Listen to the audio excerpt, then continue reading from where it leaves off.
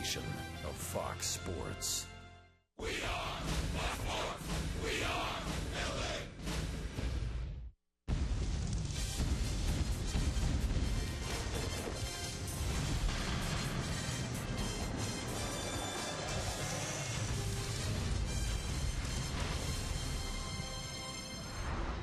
It's time for Angel Spring Training Baseball this afternoon from Salt River Fields and Talking Stick. The Angels will be in action against the Arizona Diamondbacks. A little bit of a cloud cover today here in the Valley, although it's still expected to be in the mid-80s. Terry Smith along with Jose Mota getting set for Angels baseball here. And Jose will see the ace of the Angels staff, Jared Weaver, get ready for his second spring start. You know, here's the one guy that really welcomed the changes implemented by Mike Scioscia and Mike Butcher last year in spring training in the regular season. That all translated into a guy that was durable, a guy that really went out there and after, seeing his innings with just over 22 innings in spring training pile up, he carried the momentum into the regular season, giving the Angels quality starts. In fact, 22 of them are for the week. It's all about making sure now that he's able to maintain consistency and efficiency. And, of course, there's guys with better arms. We know that, but the main thing is he went out there, Terry, and gave you a chance to win a ball game pretty much every single time out. He sure did, and he comes to camp this spring a little bit heavier. That was by design, wanting to show maybe a little bit more durability, get a little deeper into games. His pitching coach, Mike Butcher, likes what he's seen so far this spring. He looks great. He looks strong. He's put on some really good weight, all the right places, and he feels good, and that's the biggest thing. You carry that good weight going in to a season, and you're able to maintain it. It's going to help you out later in the season and obviously help you out as you get deeper into games, and he's done that throughout his career. That's Mike Butcher, and of course, a big key for the Angels again this season will be Albert Pujols. Healthy Albert Pujols, normally a productive Albert Pujols, and Jose, he's looked strong so far this spring. Oh, he has. I mean, Albert is in tremendous shape and playing a whole lot, getting a lot of reps. And for Albert Pujols, it's a matter of making sure he's using the whole field. So far this spring, very productive and hitting the ball pretty much everywhere, driving the ball well. We've seen a couple of shifts on him already. He says, it doesn't get in my head. I just got to go out there and make some solid contact. Of course, with the preparation that went into spring training last year, into a productive season, it starts here by what you're seeing. Driving off the back leg, sometimes putting more weight in the back leg. And we know for Pujols, looking back at spring training of last year, the at-bats were there, the average of production, all translated once again here with a foundation you build here in camp into the regular season, and the numbers were there again. Last season, C.J. Cron was a rookie for the Angels. He got off to a strong start, then kind of tailed off in the second half of last season. Went down to the minors for a little bit of time as well. He looks good so far this spring, and Jose, he's a bat the Angels are counting on in 2015. And I think he will be a dependable bat for the Angels because he's gained a lot of maturity, experience on the fact that he failed in the second half. Now we've seen a guy, Terry, if we see this point of contact, great balance using the other part of the field. He's shown a lot of bat control here.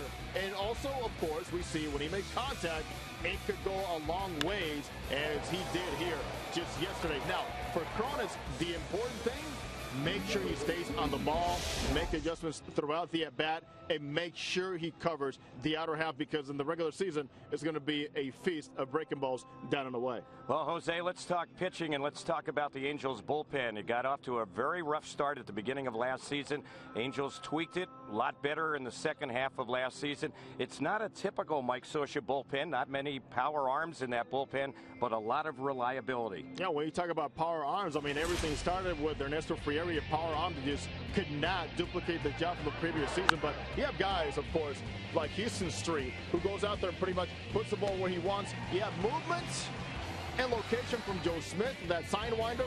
You have a tough young mind, and then Mike Moore, and then you got Fernando Salas among many options you have to go out there and get the job done. And now Cesar Ramos, also a strike thrower, gets into the mix, is a great option for Mike Scioscia. And the hardest thrower of all, believe it or not, is Corey Rasmus, who also serves sometimes as a starter.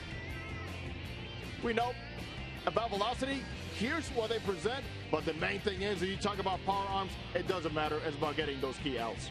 It's all about reliability. Bullpens can win or lose games for you, and the Angels are hoping to have a very reliable bullpen in 2015. Well, it's the Angels and the Arizona Diamondbacks, a team the Angels will face during the regular season. We'll have the starting lineups and the start of today's game on Fox Sports West.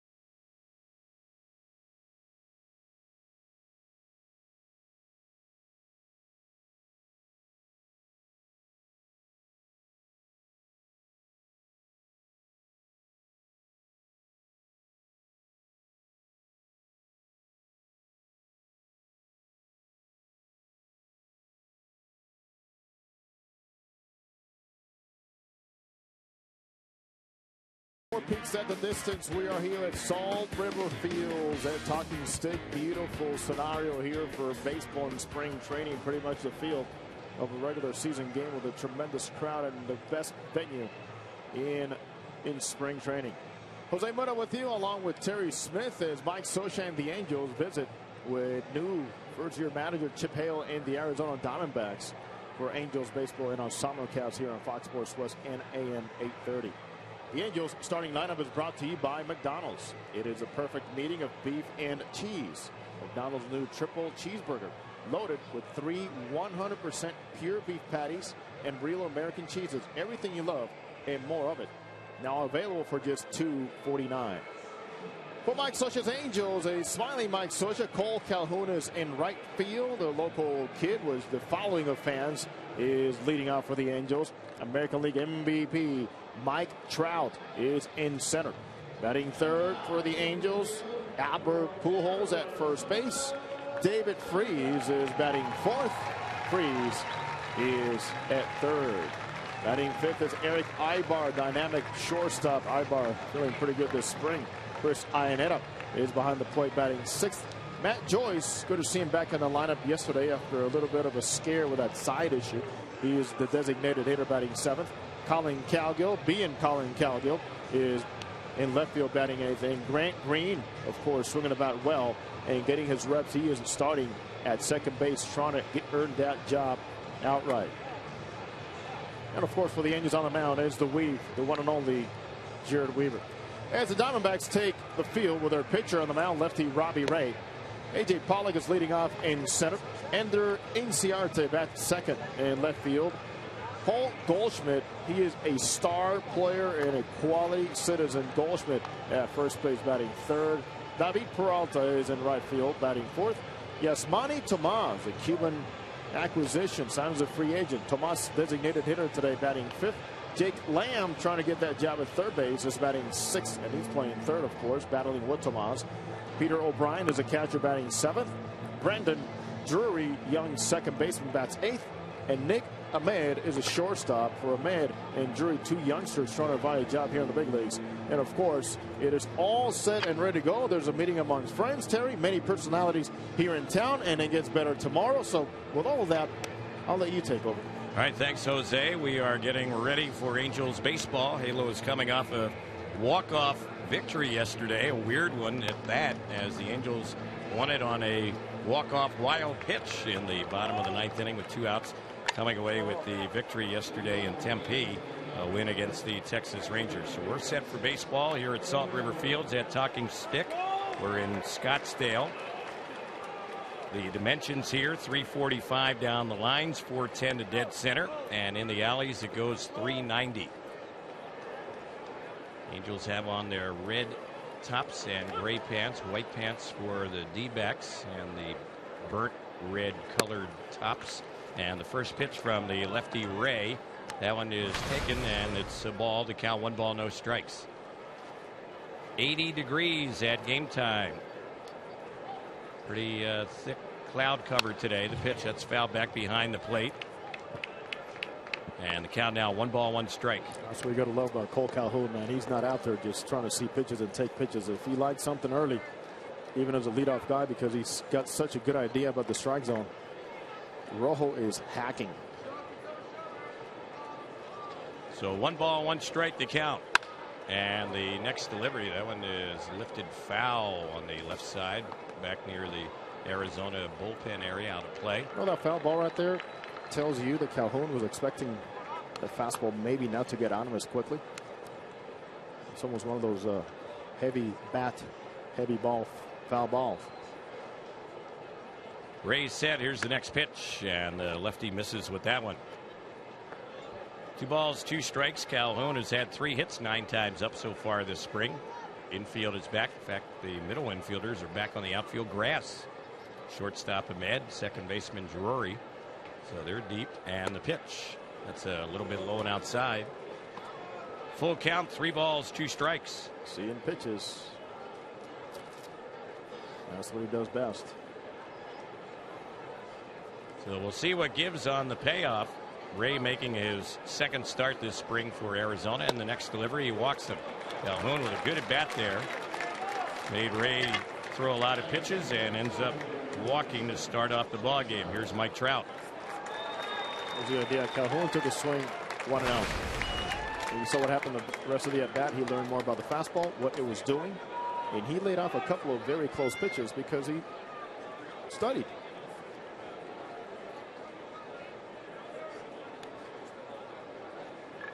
So here's Trout, who's having a good spring, up 8 times, 4 hits, one of them a home run. Ray is ready, and the pitch, and that is a strike on the outside corner. Robbie Ray has been a guy who's been traded a few times in recent years. He was in the Nationals organization, then he was over in the Tigers organization last year, pitched briefly for Detroit, and then he was involved in a multi-team deal, which led him to coming over here to Arizona this past offseason. The pitch on Trout, it's hit well in the right field. Going back is Peralta, has a beat on it, and he'll make the catch a few feet from the rim of the track. Trout went the opposite way, hit it hard, but Peralta putting that one away for the game's first out. Got to give some of the credit here on Ray. Once again, that fastball got on Trout maybe a little bit quicker than he thought. He still made some good contact, but you could see the angle of the bat not quite catching up, and that just tells you how strong Mike Trout is and how far that ball traveled. So here's Albert Pujols. Albert tapping the plate with his bat, gets ready to face the left-hander. Ray's delivery, and that one is low and inside. Robbie Ray has been a strikeout pitcher in the past in the minors, good athlete. Has a pretty good fastball, good curveball, throw a changeup. Averages around 91 miles an hour, Terry, so a pretty live arm, 91, 93. And the pitch on its way, that's on the outside corner for a called strike. Spent most of last season at AAA Toledo, the Tigers AAA club, and then he got called up to Detroit, made 9 appearances, 6 starts, struggled in the big leagues with a 1-4 record, an ERA of 8.16. Ray with a pickoff toss. Cole Calhoun gets back to the bag. Calhoun not a real big base stealer, but he'll pick up a few. He could become one. He's fast enough. Yeah, smart enough to understand pitchers' moves, and of course he's on base enough to study some of those moves. Had only 3 stolen bases a year ago. Here's the next pitch. That's fouled off on the right side, backing out of play. There's one thing you don't see very often in spring training. Don't throw on baseball anymore. It's big league players taking soft outs on the field. And that was Albert Pujols before the game today. And you could see as he was hitting and taking more swings, you could see, Terry, more and more youngsters heading down there. And of course, right behind him is former manager Tony La Russa, joined by his friend Bobby Knight. Here's the pitch. Grounded sharply third base side. That's out of the reach of the diving third baseman Lamb. Down the left side it rolls. Headed on to third. Getting there without a throw will be Cole Calhoun. Albert stays hot. He has a single, his first at bat today. Angels have him at the corners for the cleanup batter, David Freese. Albert Pujols has been doing pretty much this all spring long, is not pulling the ball with his body but with his hands, just by having his body in the right position. And yes, the spray chart has been pretty much all over, but Terry, the good thing is he did so much in the first couple of years with the Angels, he's not cheating to pull the ball. Angels' first hit of the game. It's brought to you by 714 Tickets. If you want to make a hit on tickets, log on to 714tickets.com. 714 Tickets. Call today. Go tonight. So here's Freese, and he has a chance to drive in Cole Calhoun, the lead runner at third base. 1 out. Runners at the corners. Ray taking some extra time. There's one aspect where David Freese was really good against lefties last year, .320. Here's the first one on Freese. A fastball misses high. I can tell you a theory about that, Terry, is the fact that sometimes, even though he starts with his hands late, they go down, right? Against lefty, even if it's a little bit late, most of those pitches are running away from him, so they're not catching him on the inside. Here's the next pitch on Freese. He takes that one high, so it's 2-0. That's going to bring the catcher Peter O'Brien out there to have a word with Robbie Ray. Tell you what, one talk about one player they're missing already is Miguel Montero. True leader for them. Their catcher traded now to the Chicago Cubs. And how many times do you see a catcher leading your ball club in games played? And that was the case last year with Montero. So now the transition time for who's going to take over. No matter what, it looks like it's going to be a young player. Meeting is over. Pitcher and catcher. Next delivery. Lifted foul on the right side. Late with the swing is Freese. So it's 2 balls and 1 strike. Ray's first outing this spring was a game last Friday, and it was against Oakland. He worked 2 innings, gave up 2 hits, 2 earned runs, walked a couple, was the losing pitcher in that ball game.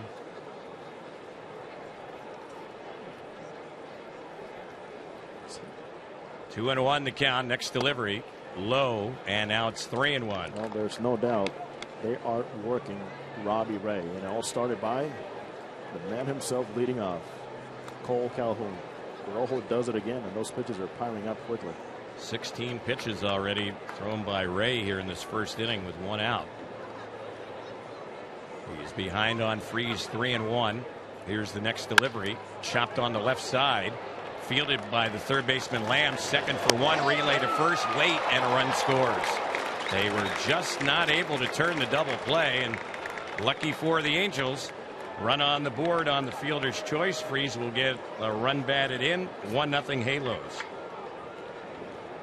Well, Jake Lamb went so far to his left, just did not have enough balance on him to go out there and get set to make that throw. But to me, I think that was the key. The floater of a feeder to second base allows Freese to gain more ground going down that line with a great hustle. But that first feed is key in any double play, a firm one.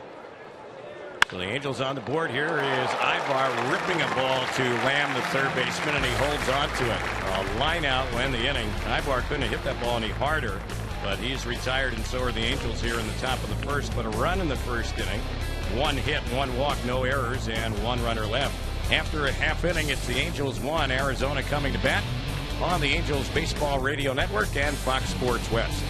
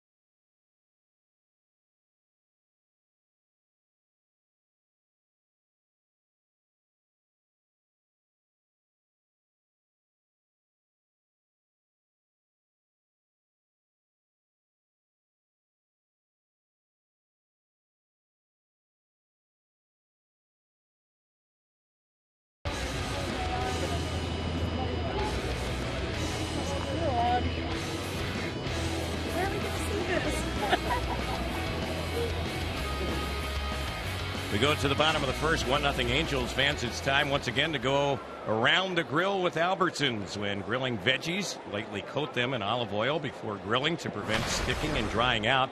Best choices for the grill are asparagus, bell pepper, squash, and onions.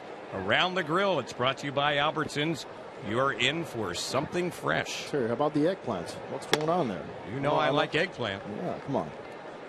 That'll work with a little olive oil. Of course.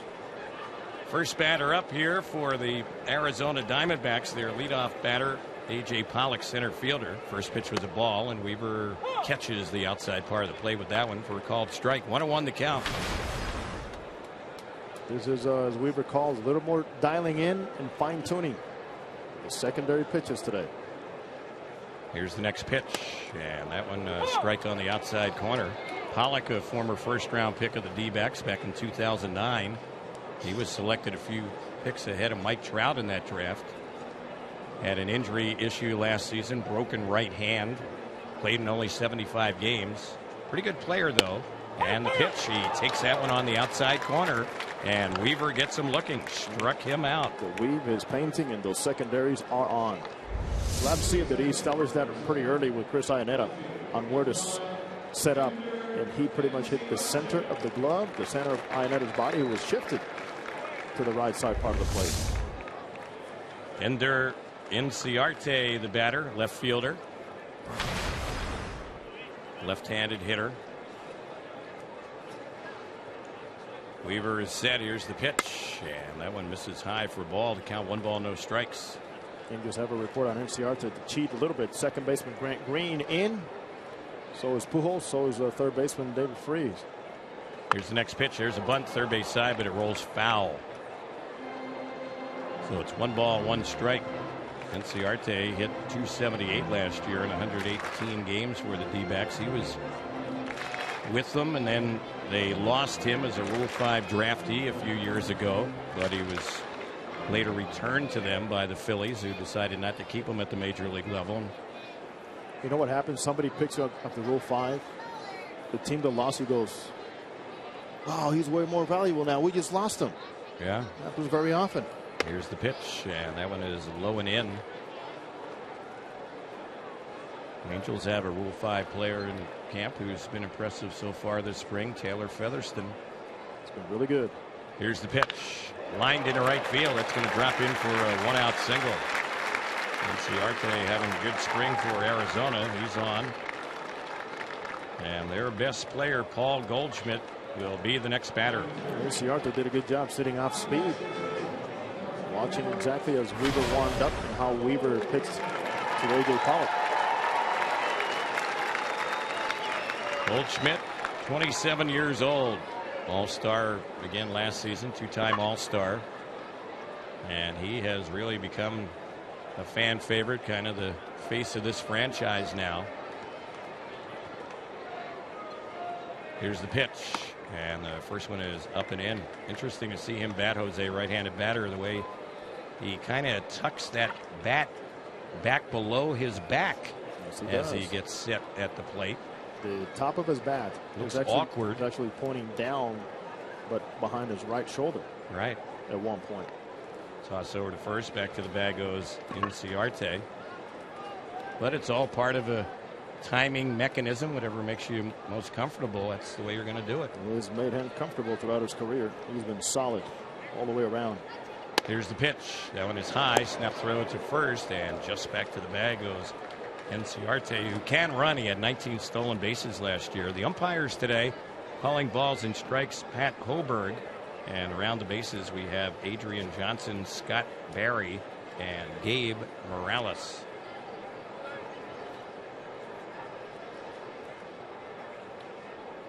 Very good crowd on hand here today. There goes the runner. The pitch is high. Throw down to second, and it skips past Green, through into center. Inciarte will get up and head on to third base. And Green didn't handle that one-hop throw there at second base. There's one thing. And Dino Iwa has been big about this with his outfielders. You have to be moving when there's a throw made, because you don't want to be catching yourself as a spectator, as a fan. So in that case, in center field, Mike Trout has to be breaking with the throw coming in. And Dino has been big about that here this spring. It seems like Trout did not get off and back off that play immediately. All part of the learning process. Goldschmidt ends up walking, so now they have runners at the corners. And David Peralta, left-handed batter, will be stepping up. Angels have a 1-0 lead, but the D-backs are threatening here. On that stolen base for Inciarte, throwing error on the Angels catcher Iannetta. It was a low throw, but Green was not able to handle it. Skipped right over his glove. Here's the pitch, and that one on Peralta. Pitch he takes high for ball 1.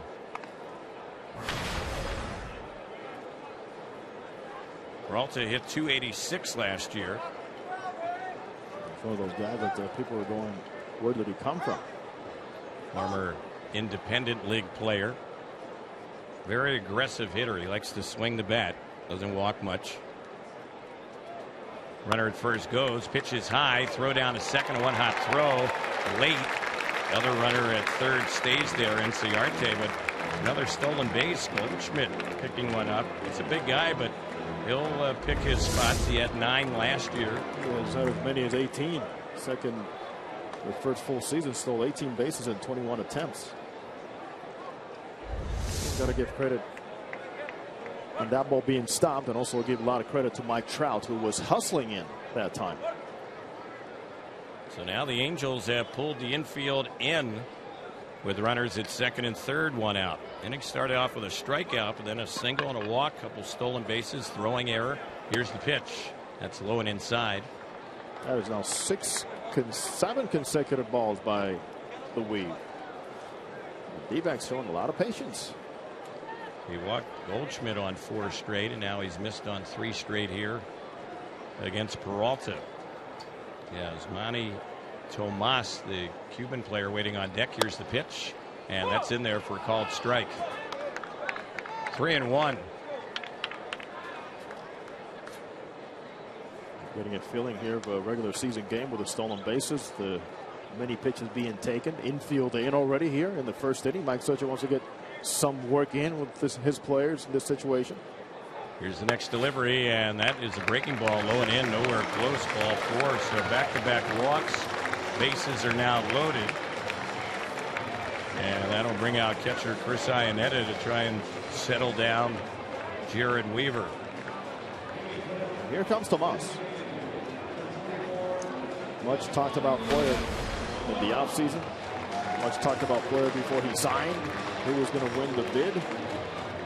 And he had a terrific career in Cuba, playing for Industriales,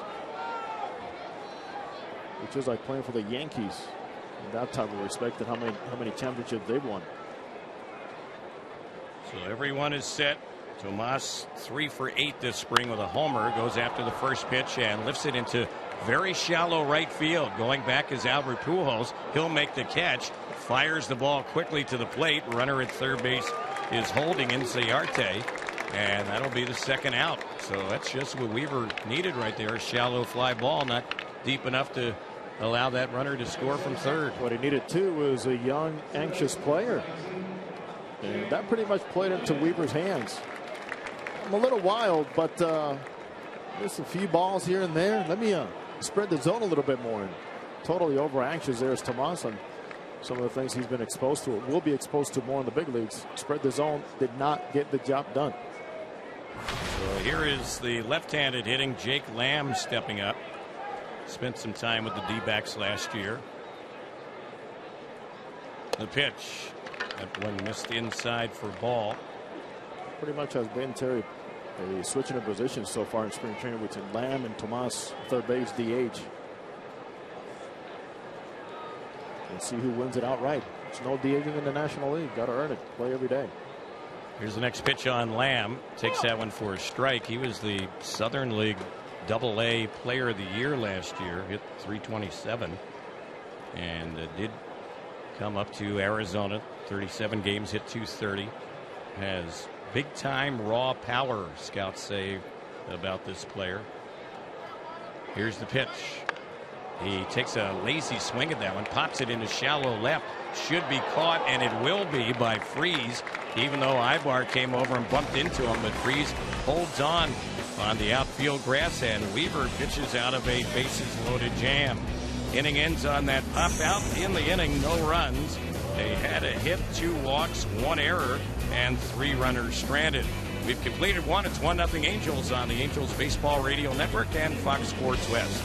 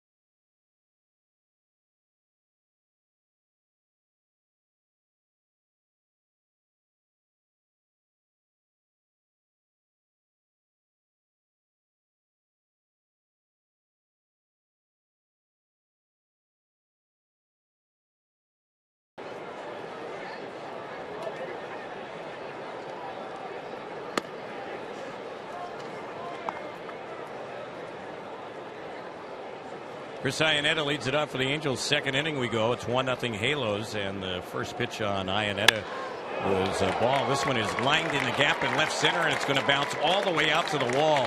Extra bases all over that one, as Iannetta will just cruise into second base, and he is there with a leadoff double. So Chris Iannetta gets things started for the Angels, and we want to remind you this copyrighted broadcast presented by Authority of Angels Baseball may not be reproduced or retransmitted in any form. The accounts and descriptions of this game may not be disseminated without the expressed written consent of Angels Baseball. After seeing so many pitches by the first few batters for the Angels, it's hack time. 2 guys with very good on-base percentage and the same ideal of hitting Iannetta enjoys here back-to-back. Joyce stepping up, first time up today. And the pitch on the lefty hitter. He bounces one through the left side for a base hit. Iannetta will get the third and be held there. And just like that, the Angels have him at the corners, threatening here in the second inning. The batter will be Colin Cowgill. Nice piece of hitting. Joyce getting his knocks and getting his reps against left-handers. That's a good thing.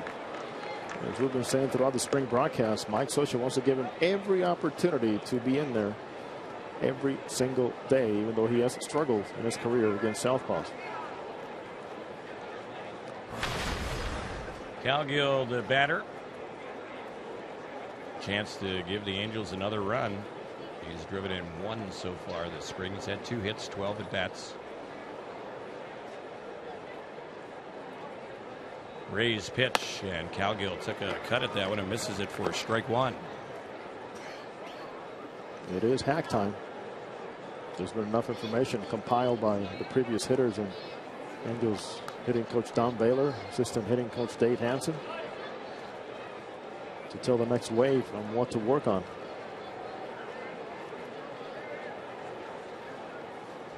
Waiting on deck for the Angels is Grant Green.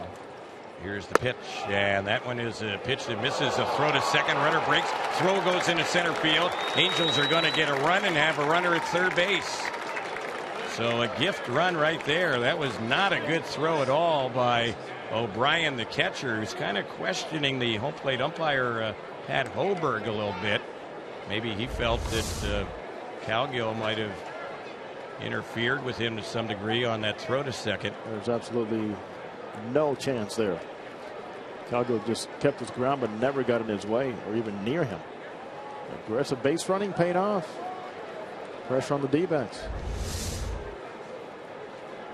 So it'll be a stolen base for Joyce, and then the error by the catcher.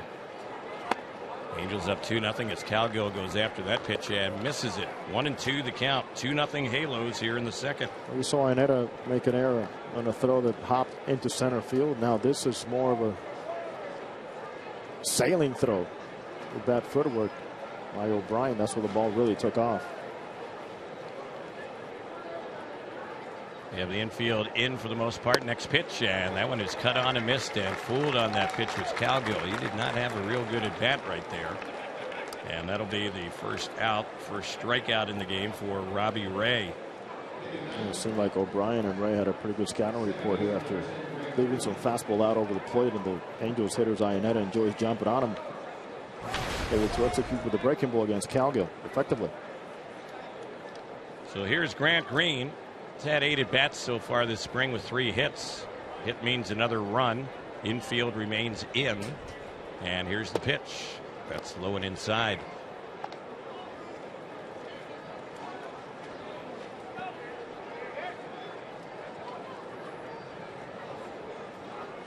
One ball, no strikes. Sun is back out here at Salt River Fields at Talking Stick. Here's the next pitch. Hit sharply on the third base side. Boy, that almost drilled the base runner over there, Matt Joyce. He looks down to Green there and goes, hey. And then he points with his right finger saying, hey, hit it inside that white line. Foul ball. A screamer up the third base side. Yikes.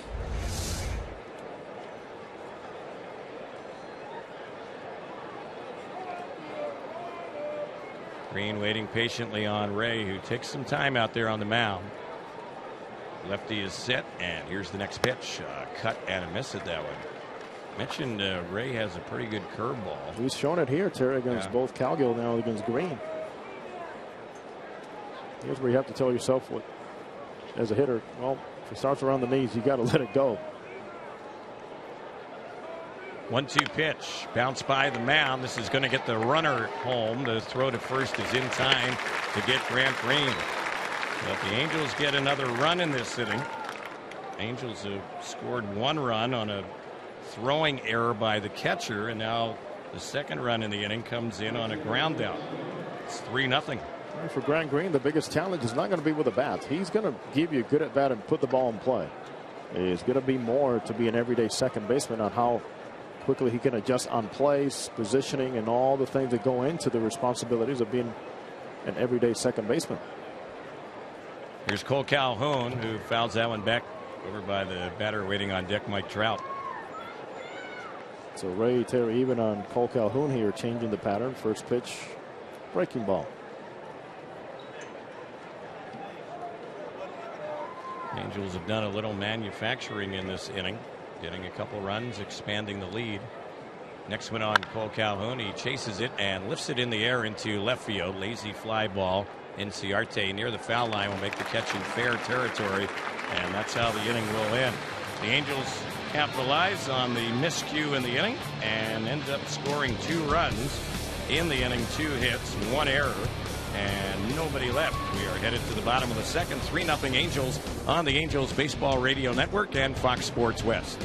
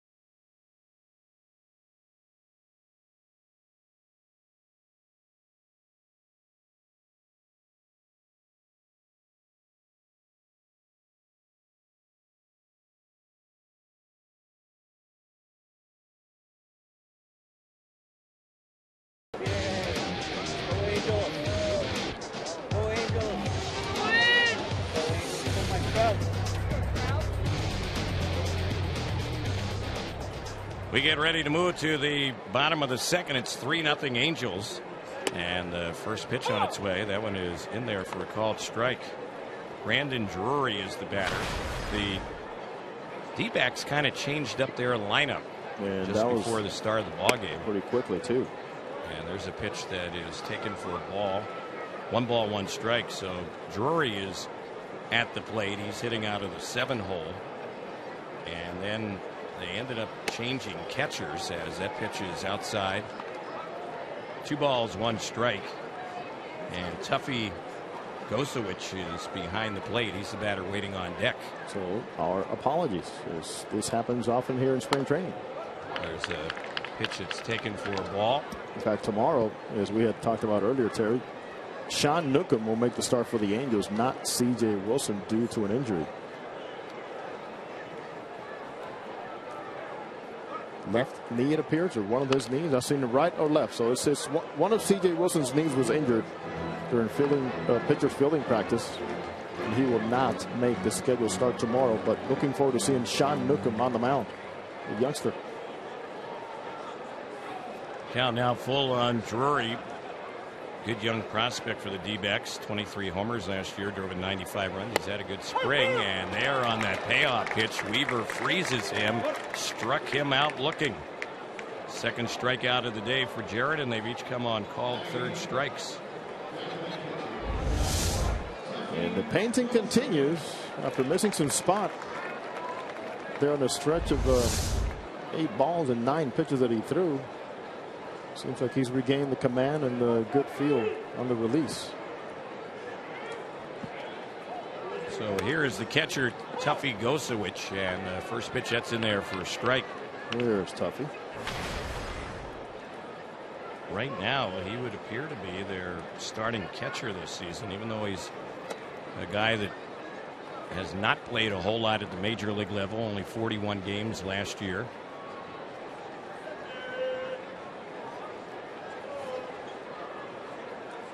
Here's the 1-1. Lines one into left field. A sinking liner, and nabbing that one is Colin Cowgill. Good job by Cowgill. That ball was dropping fast and it wasn't hit that high to begin with. And Cowgill retires Gosowicz for the second out. Cowgill doing what Cowgill does. Aggressive playing all the way around. And one thing he does so well, even when he was challenged offensively, he never takes his at-bats out onto the field, and you respect that and admire that. So the batter now is the shortstop, Nick Ahmed, his first time up. He's their number 9 hitter today. And the first pitch right in there for a called strike.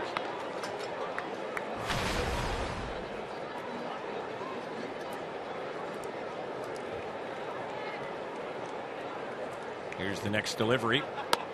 Breaking ball and a beauty, freezes him for a called strike. It's now 0-2. Weaver is dealing right now. So you can see one thing clearly because he's coming from that angle from the third base side. Ahmed's front foot is diving into the third base line. Here's the next pitch. That was a fastball way high. 1 ball, 2 strikes. Not easy coming out of a 6'7" frame, and when you haven't faced them before, you know where that ball's going to be coming out of. Here's the next delivery way outside. Weaver kind of frustrated with himself, kind of overthrew that pitch. Sends his frustration out at the mound. 2-2 the count. Angels up 3-0. We're in the bottom of the second here at the D-backs spring training home, Salt River Fields at Talking Stick. The 2-2. Little low with that one, didn't miss by much, so the count runs full. So Weaver was way in front on Ahmed. 0-2, now it's 3-2. We'll see what gives on the payoff delivery. It's on its way, and he swings and lines one out of the reach of Freeze. That's a fair ball. It's going to ricochet down in the left field corner, headed for second base, and getting there easily with a 2-out double is Nick Ahmed. Pretty good job of hitting there by Ahmed, who was deep in the hole, and Weaver looked like he was just kind of toying with him, but Ahmed gets a 2-out hit. It's about the only pitch and location he was going to be able to get, including the middle, where As I was saying, he was bailing with that front foot, but Reed left something exactly where it has been more comfortable to swing in the inner part of the plate. He was ready for that one. So here's the leadoff batter, A.J. Pollock. Took a called third strike his first time up. And checks the swing on that one, and that's in there for a strike.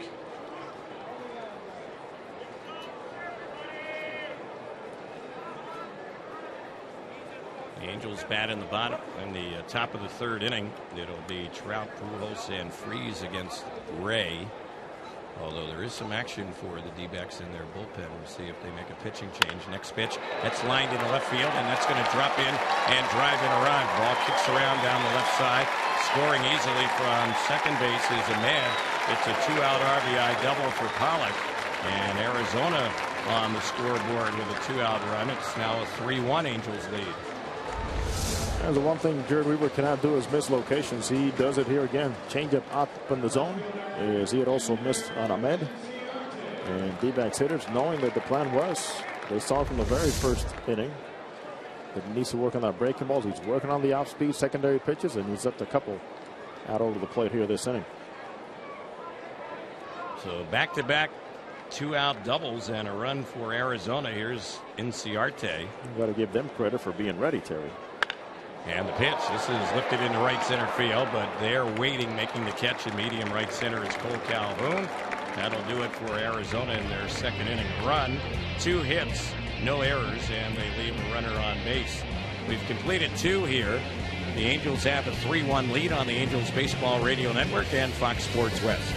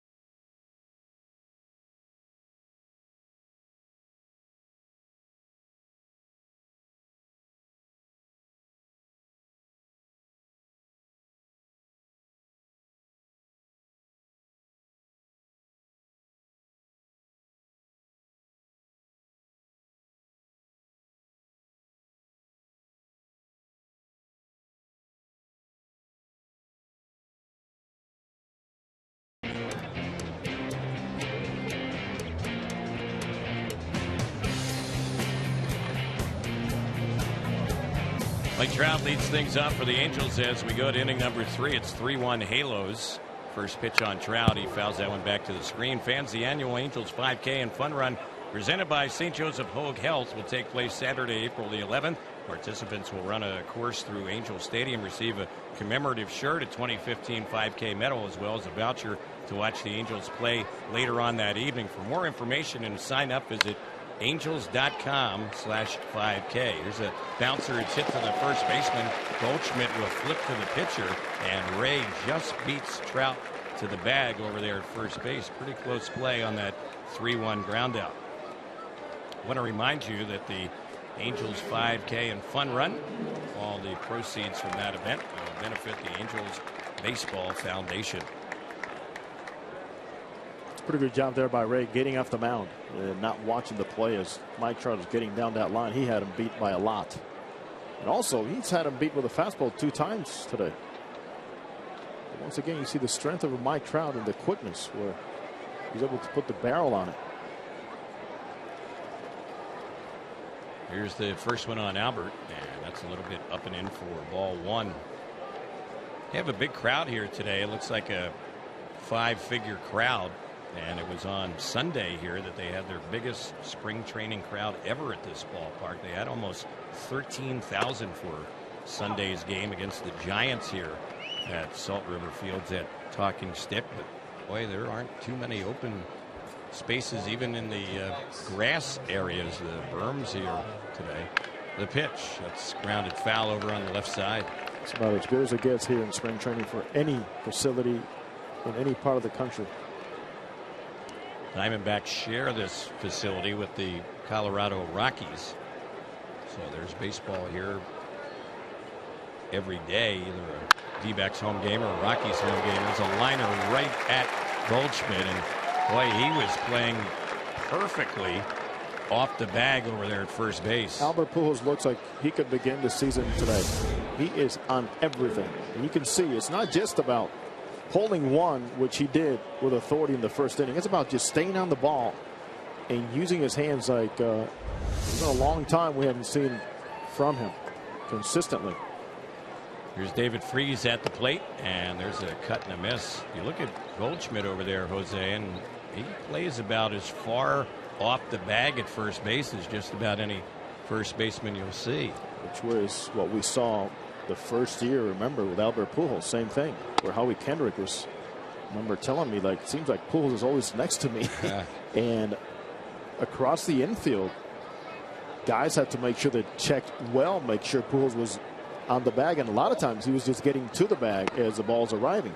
But with the foot injuries and the knee injuries that came, you have to slow things down and adjust. 2 balls, 1 strike on Freese. Drove in a run with a fielder's choice in the first inning, and here's the next pitch. He bounces this one over the mound. The shortstop, Ahmed, charges, has it, throws, and gets him, and that will end the inning.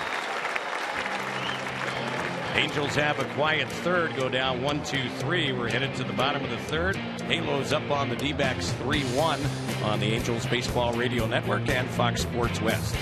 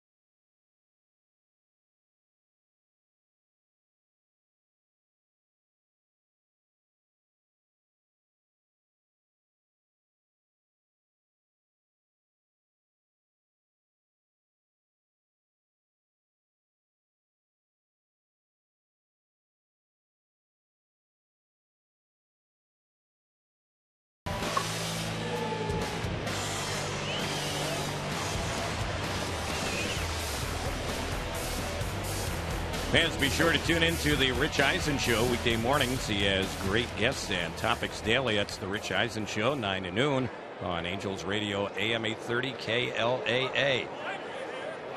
So Jared Weaver getting set for inning number 3. Paul Goldschmidt is the first batter. And here's the first pitch. Breaking ball outside. 1-0 on Goldschmidt, who walked his first time up.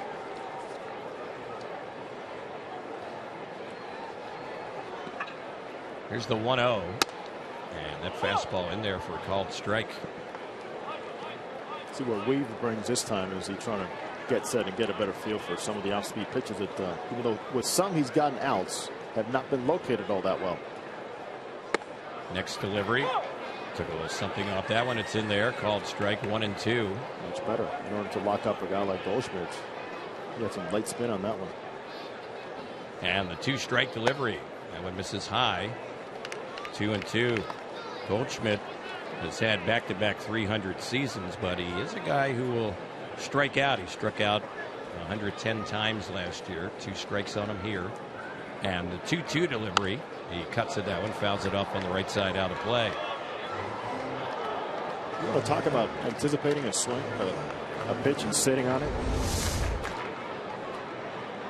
That was it right there. He pretty much took a step back almost to sit on the breakable and missed it. 2-2 pitch.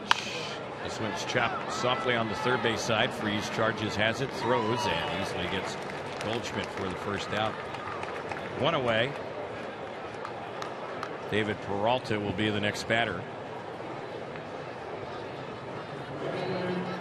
Sun back behind the clouds right now here at Salt River Fields at Talking Stick.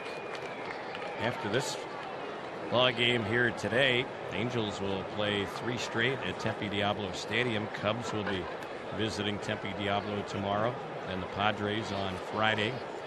Angels will host the White Sox Saturday, and we'll also have another game against Kansas City, and that one in surprise, a split squad day for the Angels coming up this Saturday. That'll be the only split squad action of the Cactus League for the Angels.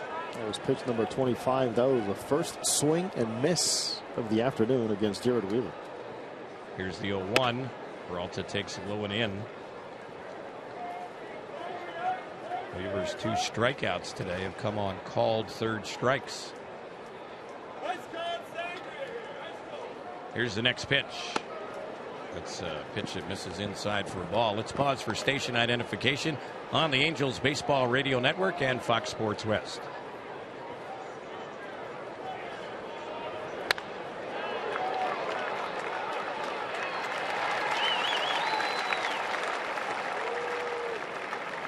On the next delivery to Peralta, he just lined one into right field. It dropped a few feet away from Cole Calhoun, who did a good job to fire the ball back to the infield. But a 1-out hit for Peralta.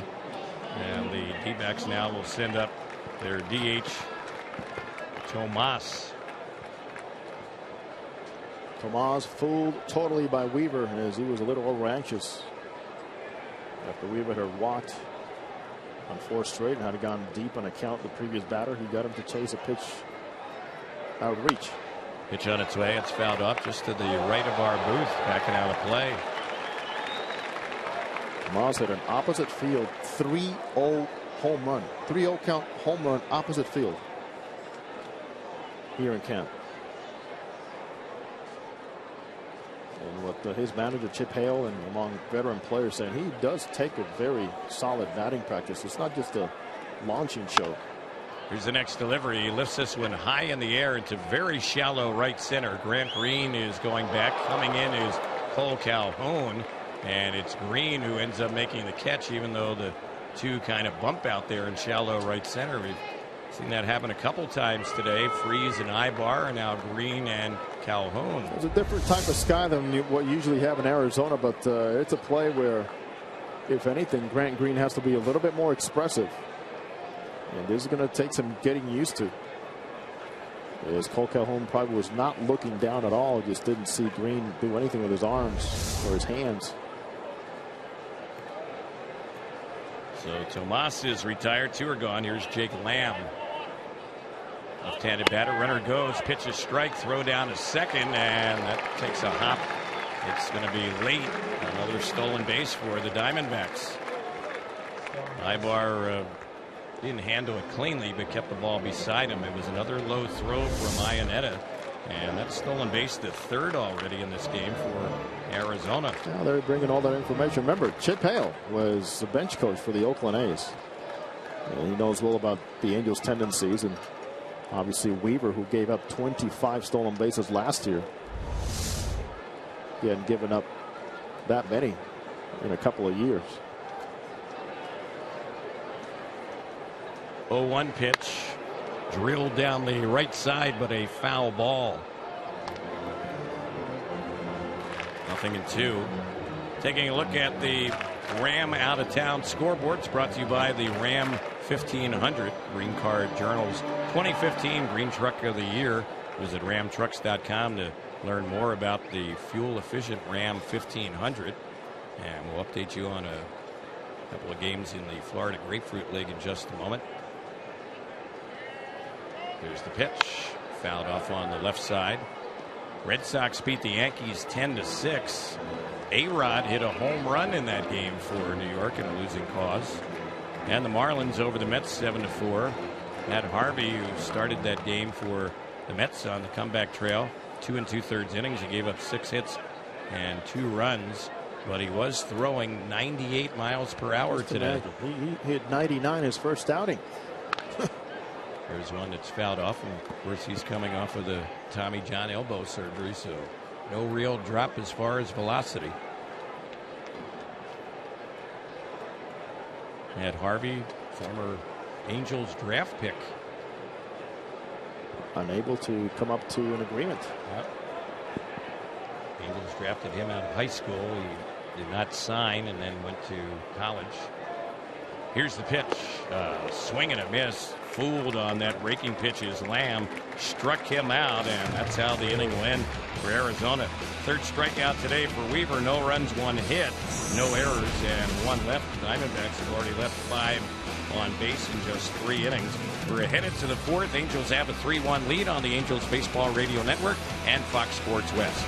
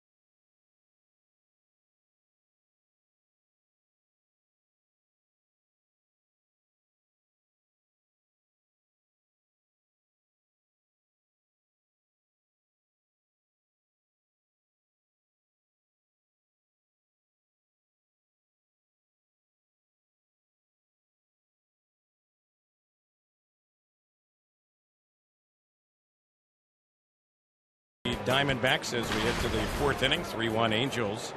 And the new pitcher is right-hander Randall Delgado.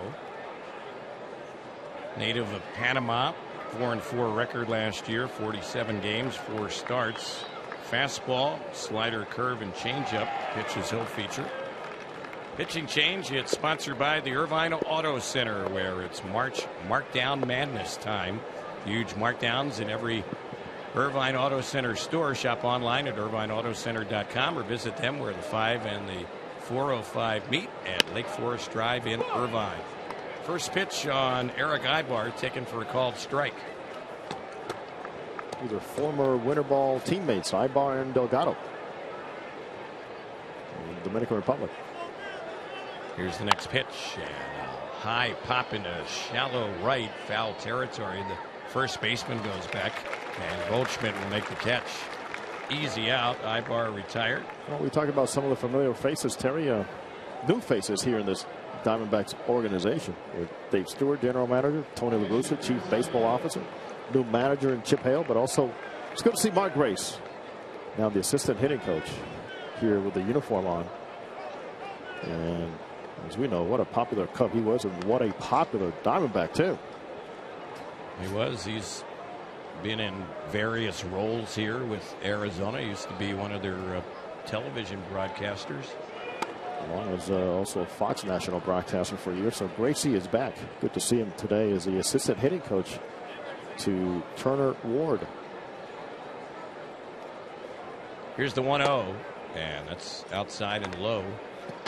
2 balls, no strikes. Chris Iannetta with a double. He's already scored a run for the Angels, who lead it 3-1 here in the 4th. Also Andy Green, third base coach. There's a pop-up foul behind the plate. That's going to get back and out of play.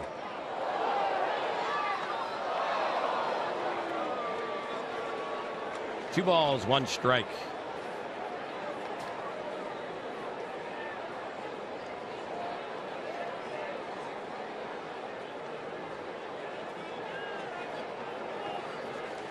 Delgado set. Next pitch, cut and a miss by Iannetta. Delgado's got a very good arm. One thing they try to just instill in him is slow everything down. At times his body is way ahead of his arm, and has caused some issues with some injuries too. Iannetta pops this one foul behind the plate. That's going to get back and out of play. So it's still 2-2.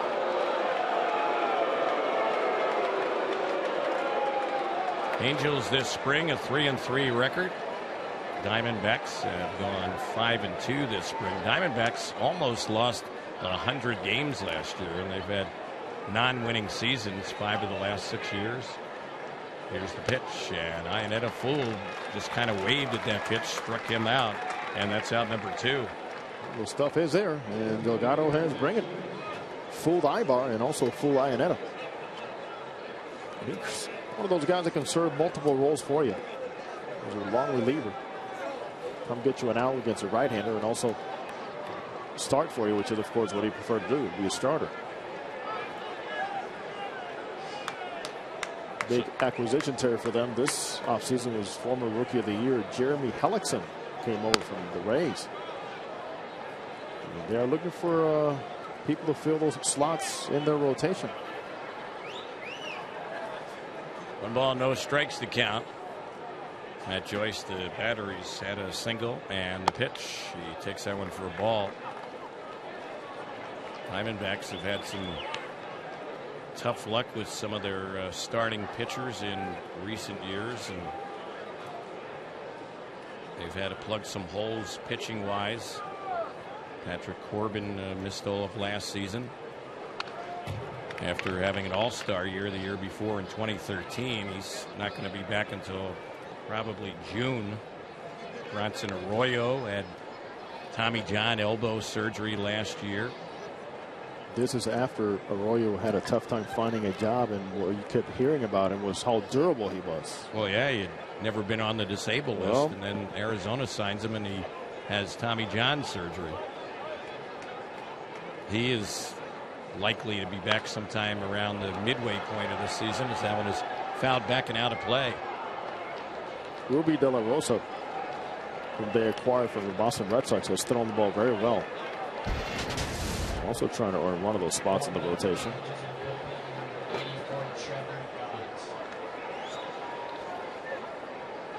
Two balls, 2 strikes. Here's the pitch. That's hit well into right center field. Chasing after is Peralta. He's out on the warning track, and Peralta is able to run that one down out there, and that's how the inning will end. That's a nice running catch by the right fielder out there on the track in right center to rob Joyce of extra bases. Angels go down 1-2-3 here in the 4th. We're headed to the bottom of the 4th inning. Halos up on the Diamondbacks 3-1 on the Angels Baseball Radio Network and Fox Sports West.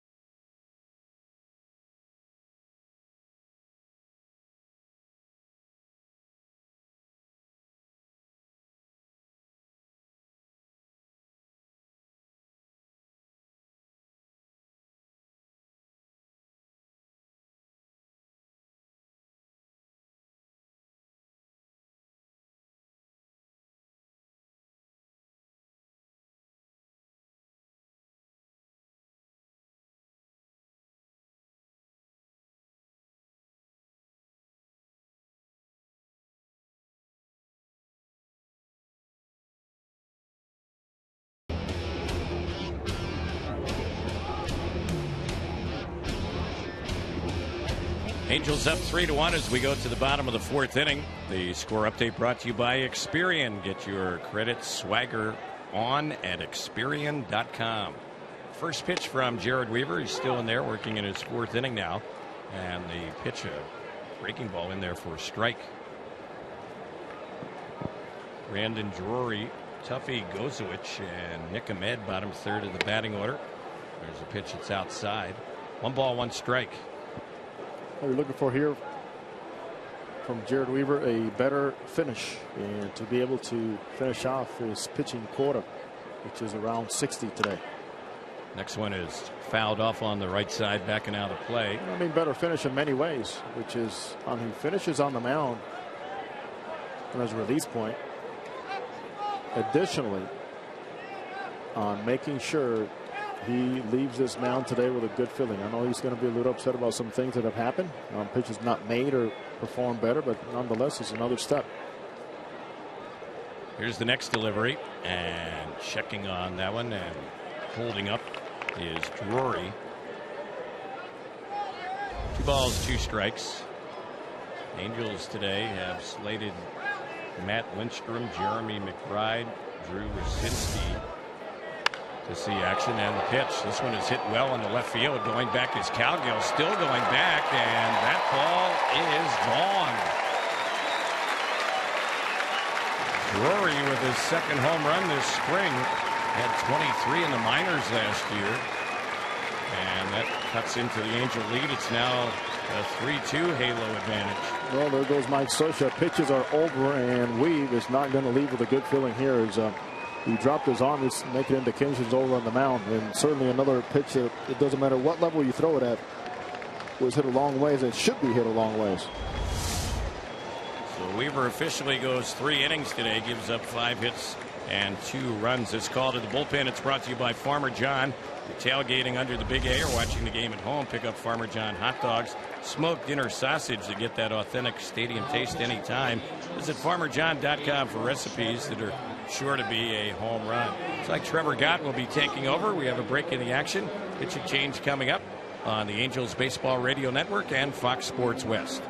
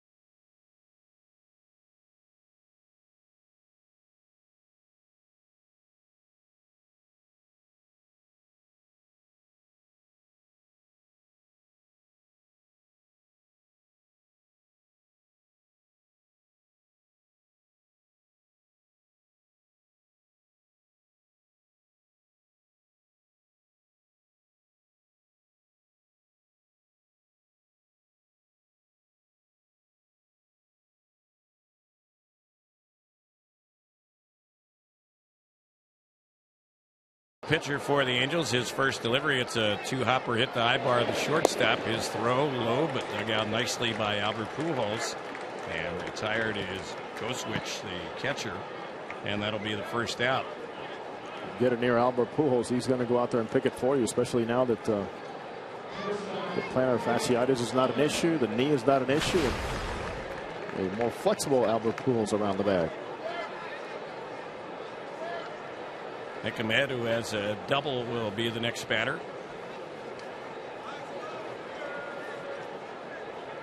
Gott is ready, and the first pitch that's in there on Ahmed. Trevor Gott so far this spring in an Angel uniform, appearing in his third game. Worked just an inning and a third, allowing 2 hits and a run. There's a strike on the batter Ahmed, and the count goes to 0-2. That was one of those. I didn't see the ball very well type of swing. Yep, not a good swing.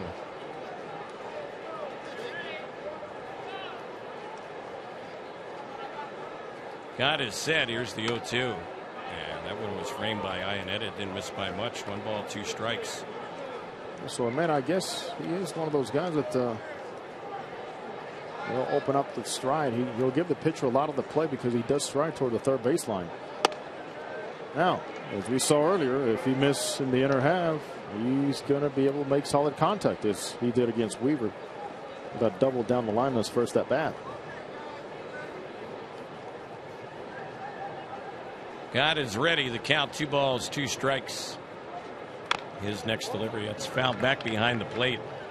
I will say, Terry, even though Weaver only gave up 2 runs, I'll see some mixed results here in the way that he threw, and location, command were not all there. You can see his body language as you see him walking around the dugout that there's some things that still need to be fine-tuned. But just keep in mind, this is not June or July. This is just spring training, and it's time to think about it and tweak some things, get stronger, get a better feel, and continue the work. Got his work to count full here on Ahmed. 3-2 payoff pitch. Another ball chopped on the left side. This time it's Freeze cutting in front of Ibar to field it. And he will throw out Ahmed. That's the second out. So Trevor Gott's retired the first 2 he's faced. Young pitcher the Angels got, along with Houston Street last July. Came over from the Padres. And Gott, a guy who the Angels like. He wasn't just kind of a throw-in in that deal. It's one of those guys that had to work hard, actually, to include in the package, I was told by some Angel personnel. The pitch on the outside corner. That's a called strike on Pollock. Gott goes about 6 foot even. Good fastball. Top out around 96. He has a good slider. Throws a changeup, usually around the plate. And a bit unorthodox because he loads up. Not a big guy either. Spread out the legs out over the rubber, and then when he fires, he throws a leg quickly down on you, and then you see the ball. There's a 2-strike pitch. It's bounced to second, bobbled by Green. By the time he recovers, no throw. That's an error all the way. That should have been the final out. It was a routine ground ball, and Grant Green just did not handle it smoothly. He did not. He let the ball play him. He had a chance to get his body in a better position by charging a little bit more and getting some momentum towards first base. You can have a tendency as a second baseman to sit back a little bit more, especially if he had been playing on the left side of the infield, where you say, well, I got more time here. It's not a longer throw, but that could also get you in some trouble. And there's one play right there, a routine play that you have to make in the big leagues, anywhere. So the batter now is Inciarte with 2 outs. Angels have a 3-2 lead, bottom of the 4th, pickoff toss. It seems like Albert didn't see that one either. It was like, Terry, Trevor Gott fires away. He almost took Albert's head off on that one. Numbers on Jared Weaver, the starter: 3 innings, 5 hits, 2 runs earned, 2 walks, 3 strikeouts. Gave up a home run. Here's a ball that's hit softly on the third base side, and good charging play there by Freeze, as he will nip Inciarte, who tried to kind of push that one down over on the third base side. That will end the inning. In the inning, 1 run on 1 hit. That was the leadoff homer by Drury. And in the inning, they end up leaving 1 runner on base. We are headed now to inning number 5 as we go there. Angels still up 3-2 on the Angels Baseball Radio Network and Fox Sports West.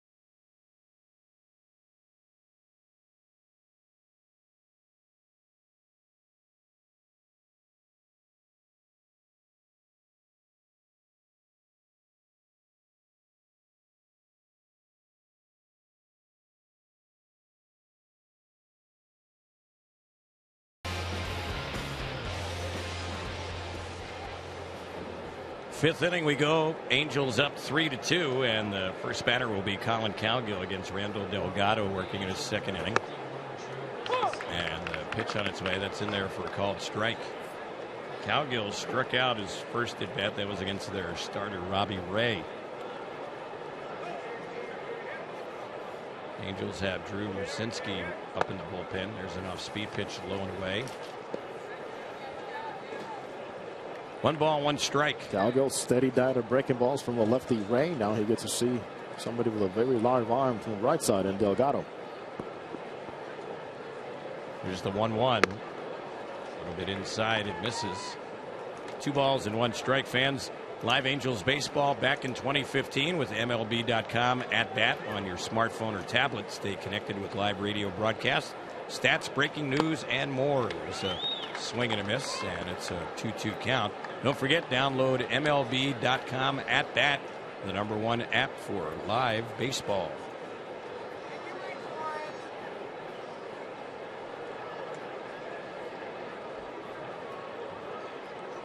Grant Green waits on deck as Cowgill waits the 2-2. It's on its way, and a breaking ball. He bounces it softly on the third base side. Lamb has it. His throw will get Cowgill, who is hustling up the line. That's the first out.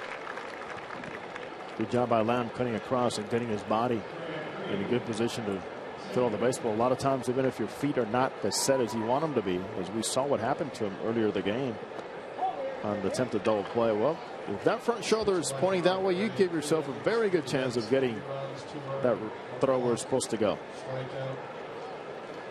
Here's Grant Green, his second at bat. He drove in a run with the ground out his first time up. Bounces this one on the third base side. Good stop there by Lamb. Throws and takes a hit away from him right there. That was a nice play by Lamb, as he had to jump up on that high bouncer right near the third base side and kind of make an off balance throw, but got enough on it to get Green on a close play at first. Well, last 2 half innings, both third basemen putting out a nice fielding display. David Freese a couple of nice plays, and this one here by Lamb, very impressive. And if you're grading and comparing, Terry, I just don't think Yasmani Tomas makes that play. Yeah, the Diamondbacks went into spring training hoping that the Cuban player would be their third baseman this season, but everything we've heard, he struggled at that spot. They've taken a look at him in the outfield as well, and he's a guy they obviously invested a lot of money in, so they got to play him somewhere, but being a National League team, you can't DH him, so he's got to find a position. It looks like the best position for him will be left field. Mark Trumbo, the former Angel, is slated as of right now to be the right fielder for the Arizona Diamondbacks. Here's the 0-1. That's low, dug out by the catcher Gosewich. 1 ball, 1 strike. Cole Calhoun, the batter. Mike Trout would be up next. 2 outs. Angels up 3-2, top of the 5th.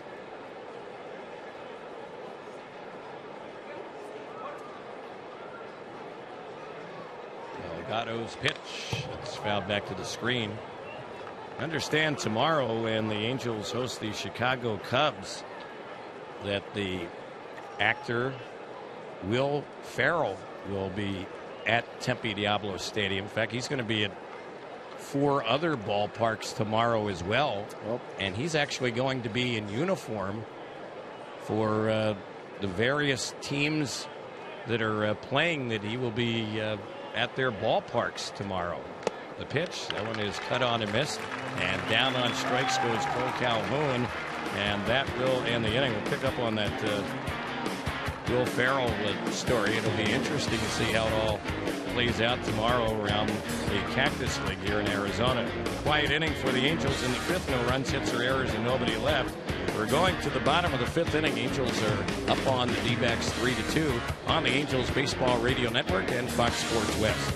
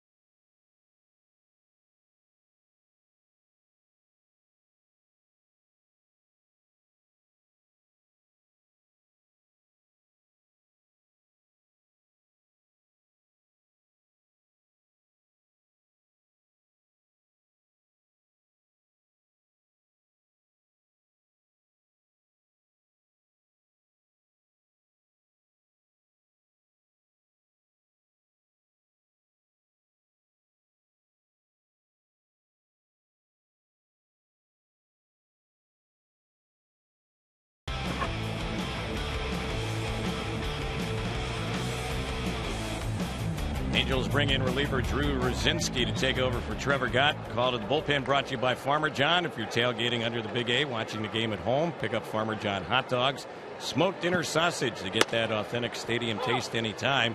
Visit farmerjohn.com for recipes that are sure to be a home run. First pitch from Rosinski in there for a strike. 0-1 the count on Goldschmidt. And the next pitch, that's right in there for a called strike. 0-2. Well, we got to see Drew Rosinski come to the big leagues last year. One thing that Jared DePoto said is this guy wins ball games. He is a bulldog out there. There's one that's bounced on a couple of hops right to short. Gloved there by Eric Ibar. Will throw out Goldschmidt. One quick out here to start off the bottom of the fifth. Angels up 3-2 against the Diamondbacks. Rosinski, a guy that was not even around the map in camp a year ago, and pretty much before you know it, he is the guy the Angels are counting on to provide some depth at this big league level. Glad to see him get rewarded last year for his outstanding season. Here's David Peralta batting, and the left-handed batter takes that one for a ball. Today's game being brought to you by Advanced Auto Parts and CarQuest. Great people, great products, great prices. There's a swing and a miss by Peralta. There's a lot of life in that fastball, and he does have a little bit of a funky delivery. A lot of upper body movement. Glove, elbow coming at you. And then the baseball. Time called as he had something retrieved out on the field.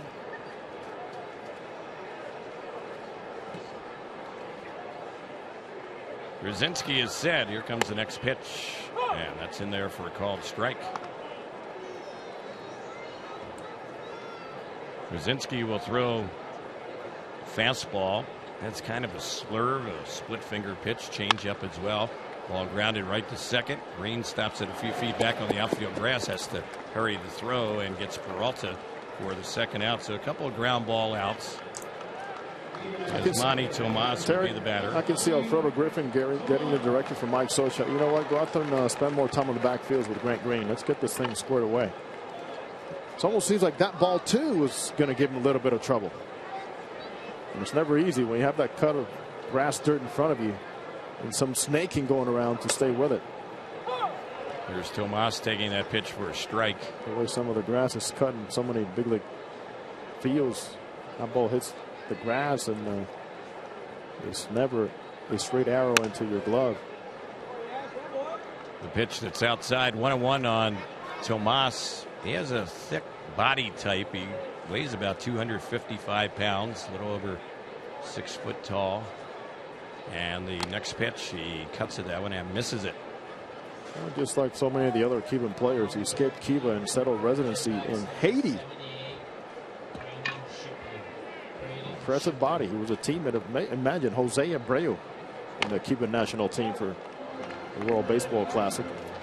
Jose Abreu, powerful White Sox slugger, rookie of the year last year in the American League.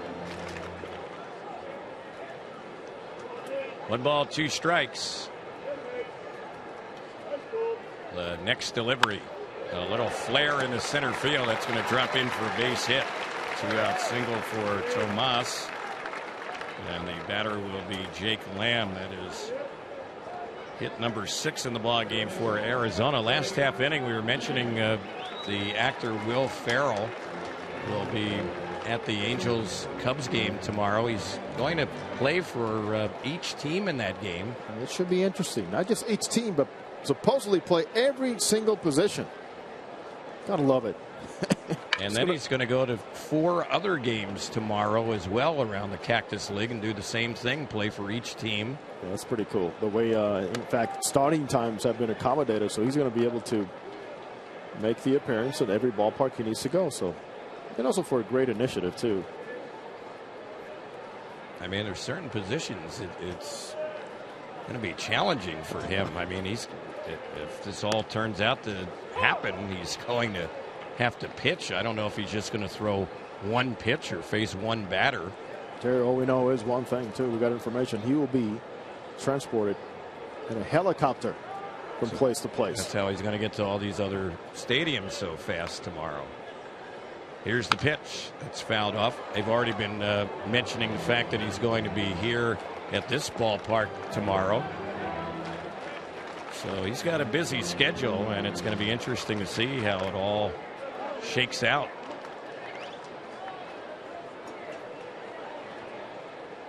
One ball, 2 strikes to count. Will Ferrell will play in the Mariners-A's game tomorrow, the Angels-Cubs game, the Reds-D-backs game here tomorrow afternoon, the Giants-White Sox game tomorrow, and also the Dodgers-Padres game in Peoria tomorrow. And each game he goes to, for being told he's going to wear the uniform for each team playing in that game. He is honoring Campy Campaneris' feat while helping organizations dedicated to fighting cancer, including Cancer for College. So glad to see that. I mean, Terry, what a better guy. It's not who's going to make it fun, right? It's not all about him. Exactly. It's a fundraising event. Truly. Sanctioned by Major League Baseball. But he's in store for a long, busy day. Will Ferrell on the mound and Will Ferrell behind the plate. Oh. Get your cameras rolling. Wow. The count, it's now 3-2, and the payoff pitch grounded right to third. Good stop by Freese. He's had a nice day with the glove, and his throw will get Lamb. The inning is over. 3 ground ball outs along with a single allowed by Rosinski. Nice inning for him here in the bottom of the 5th. No runs, a hit, no errors, and Diamondbacks leave their 7th on base. Angels have a 3-2 lead. We're headed to the 6th inning on the Angels Baseball Radio Network and Fox Sports West.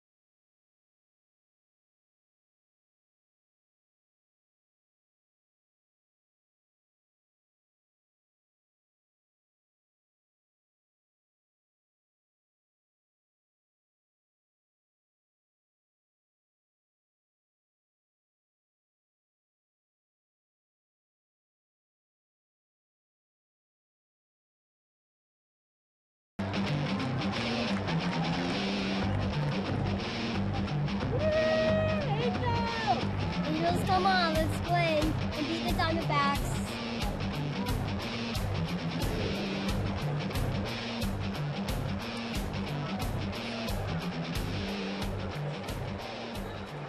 Mike Trout gets set to lead it off for the Angels, who have a 3-2 lead as we go to the 6th inning. It is still Randall Delgado out there on the mound. This is his 3rd inning now for the Diamondbacks, and the first pitch on Trout in there for a strike. Today's game being brought to you by In-N-Out Burger. Fresh cut fries from real potatoes, shakes made with real ice cream, fresh toasted buns, and pure beef patties. At In-N-Out, that's what freshness is all about. Why not stop in after today's game? Trout cuts and fouls one back to our right, out of play. Trout's seen a lot of fastballs today from the Arizona Diamondbacks pitchers, and for the most part, he's still trying to catch up. Line out, ground out is 2 times up today. Angels have had only 3 hits. The Diamondbacks They have had 6, but the Angels have a 3-2 lead. Pitch a little bit low to Trout. 1-2.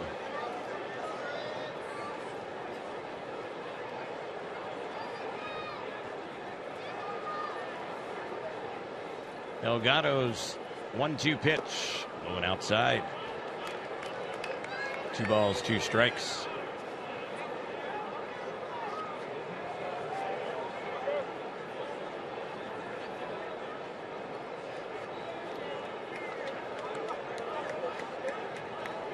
Infielders are spread apart.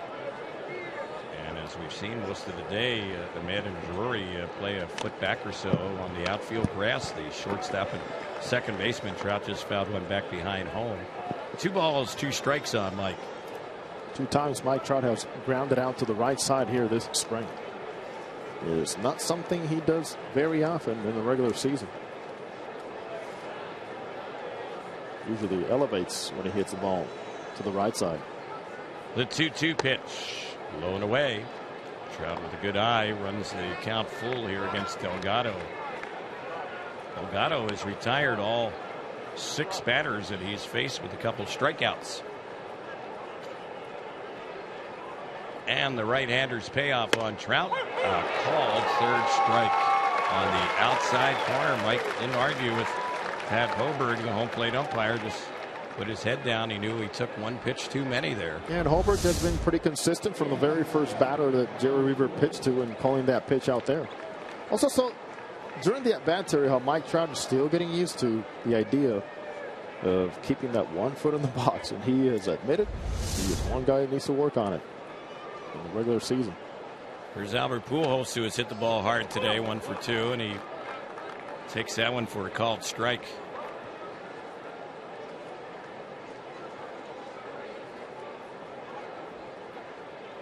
Next pitch, and Albert looks that one over. It misses. It was fun to watch Albert putting that display before the game with it netting out and taking his soft toss right by the Angels on deck circle. Tony La Russa, Bobby Knight, Terry, around here too. That's right. The General, Robert Montgomery Knight, Hall of Fame college basketball coach. Still does a few college basketball games, analyst work. Here's the pitch, chopped on the third base side, a foul ball. Albert has actually, so you know, he's always been a creature of habit, taking 250 swings, 300 swings throughout his career before the game. And goes, well, with age and of course experience, you understand that your body changes, and he said, I'm toning it down a little bit, working more on the efficient side of things, not the quantity. Next delivery, and Albert chased an off-speed pitch. It was high, and he swings and misses it. Struck him out. Delgado painting on Trout, and now Pujols. The type of location, of course, that he doesn't want to have too much during the regular season, because most times that ball will be crushed. David Freese stepping up. He's hit the ball on the ground a couple of times today. 0 for 1, make it 0 for 2 with a run batted in. Here's the next pitch. Foul back behind the plate. Angels have a 3-2 lead here at Salt River Fields at Talking Stick. David Freese has looked solid, fluid, steady at third base. Next delivery. Freese taking, that's in there for a strike. Doesn't have to look over his shoulder as much this season. John McDonald not in the picture, and John McDonald took a lot of innings, obviously, defensively, filling in for Freese last year. Here's the next pitch. That's high and away. 1 foot in the box. Oh, no, he got out. So, Terry, hey, you got to keep working on it. Remember, there's a warning system for about the first couple of months, including spring training, and then there's going to be warnings and fines as the season progresses. And there's a swing and a miss by Freese, and Delgado strikes out the side here, and the inning is over. No runs, hits, or errors, and nobody left. Bottom of the 6th inning is coming up. It's a 3-2 Angels lead on the Angels Baseball Radio Network and Fox Sports West.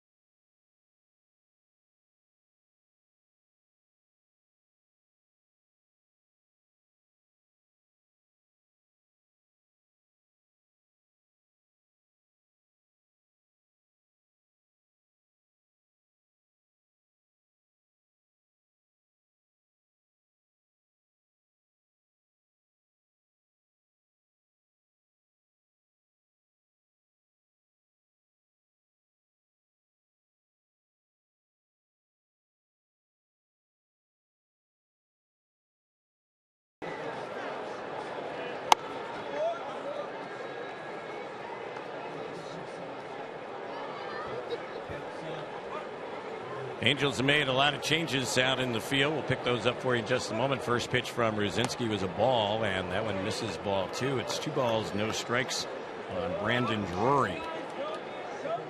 Drury, it's been all or nothing for him so far with a strikeout and a home run. We see a gate open out there in center field, so that has halted play momentarily. Now it's shut. 2 balls, no strikes. Here's the next pitch. That's framed but outside again, so it's now 3-0. Taylor Featherston is the new Angel shortstop. Kyle Kibitza, the new third baseman. And there's ball 4. 4-pitch walk to Drury. Gusewich, the catcher, will be the next batter. Efren Navarro is playing first base for the Angels, and in the outfield, Trout and Calhoun have left. Roger Kieschnick is in right field, and Daniel Robertson replaces Trout in center.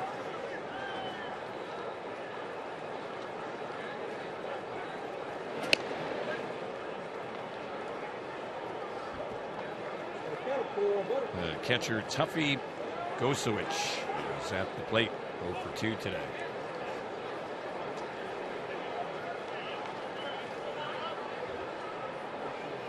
Here's Ruzinski's pitch. There's a bunt try. It's fouled back behind the plate. Oh, Chip Hale, new manager for the Diamondbacks. A guy that scrappy type player, smart guy. He's been around the game a long time, and of course, many said this day was coming for him. So here's Chip Hale trying to find more about his catching situation. And a guy like Gosewich to see what he can bring in these types of situations, and you'll see more in the National League. Pickoff toss over to first base. Diving back to the bag goes Drury. Little or no breeze to speak of today here at Salt River Fields at Talking Stick. Flags out at right center are all draped straight down. Big crowd. We've yet to get the official attendance. Pitch again around the bunt, and taking the pitch outside is Gosewich. So the count 1 ball, 1 strike. Local product, University of Arizona, Chip Hale. So the communication with the players has been outstanding. That's one thing Tony La Russa, Dave Stewart are very proud of. Hoping to see this team stay healthy and going through that transition. They're going to be challenged, Taylor, with the starting staff, regardless of how you look at it, but hopefully build off a solid season of guys like Trumbo and Goldschmidt. See how far they can go in the very challenging NL West. Diamondbacks ended up 30 games out of first place last year. They were in the cellar in the National League West. Diving back to the bag goes the base runner, and Ruzinski waiting for Gosewich to get back in the batter's box after that pickoff toss to first base. He could move out of the box. Turn things around. You got to bring in some good baseball people, and they have done that. And again, a toss over to first.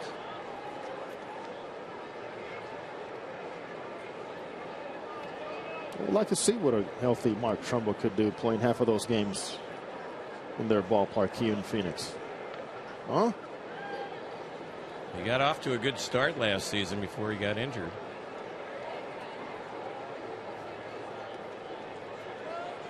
Here's the 1-1. That's fouled off to our right, backing out of play.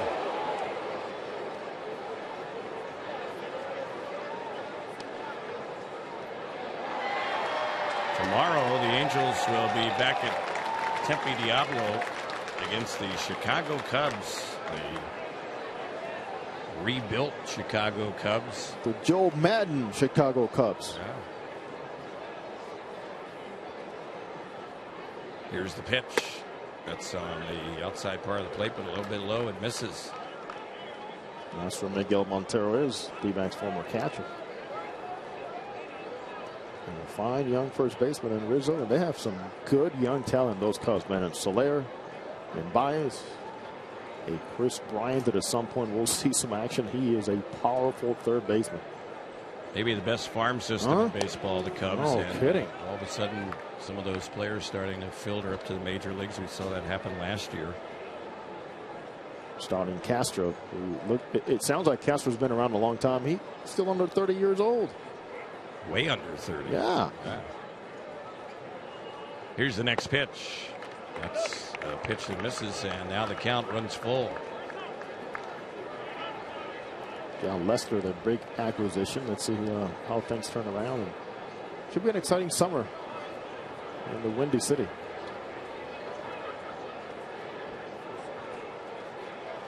So Rosinski struggling with his command. He's behind here, and there's a ground ball base hit through in the left field. Moving on to third base on that one easily will be Drury. And they have him at the corners with nobody out. Kruswich ends up getting a single on that 3-2 pitch. Well, shows something to his manager there. Failed bunt attempt. Looking for a sign, see if there's going to be another play on. And this is not Gosowicz trying to hit the ball through that hole. He just happened to find the location of that pitch, striking out there, making contact. I'll give him a lot of credit, staying with the at-bat when everything could have gone south on him there.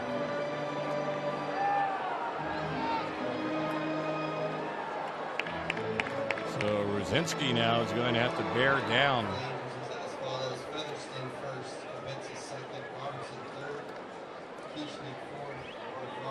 Infield at double play depth. Nobody out though. Runners at the corners. Here's the pitch. And that's a little low and outside.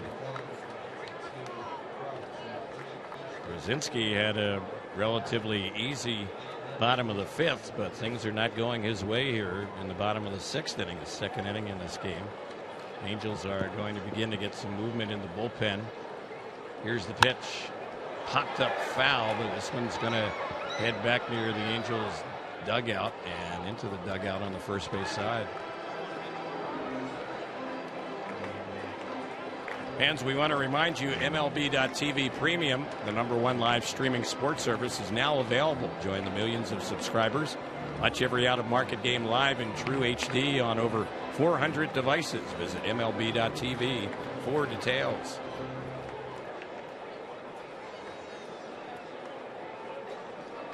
One ball, one strike. Pitch on Ahmed. He takes a strike on the outside corner. So Rosinski now has moved in front 1-2. And to Ahmed, I know that pitch looks way out, but it's all because of the position of his body when he lands. And for Rosinski, he should not show anything middle in. Here's the 2-strike pitch. Fouled off the right side. That's going to get back and out of play. And it's good location, outer half. And Ahmed gets it off the end of the bat. These D-backs will start their regular season April 6th against the world champion San Francisco Giants.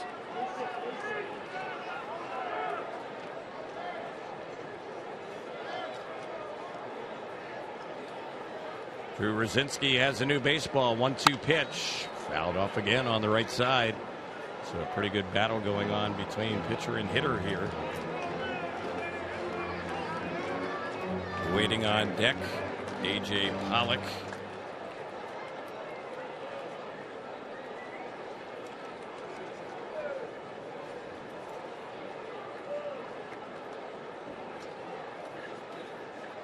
And the Angel right-hander delivers. High with the fastball.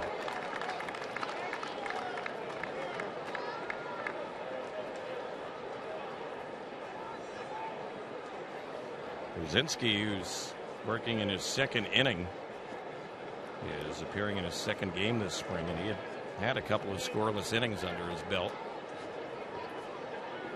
Here's the next pitch. Fouled back on the right side. So this has been a long matchup here between these two. That was a pitch he got away with right there, because that was exactly wheelhouse, spinning with not much rotation there.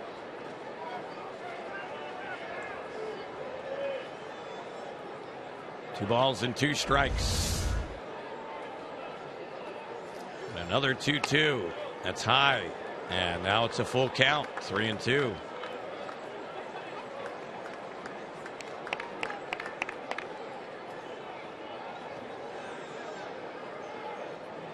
Those new infielders getting a little bit antsy out there.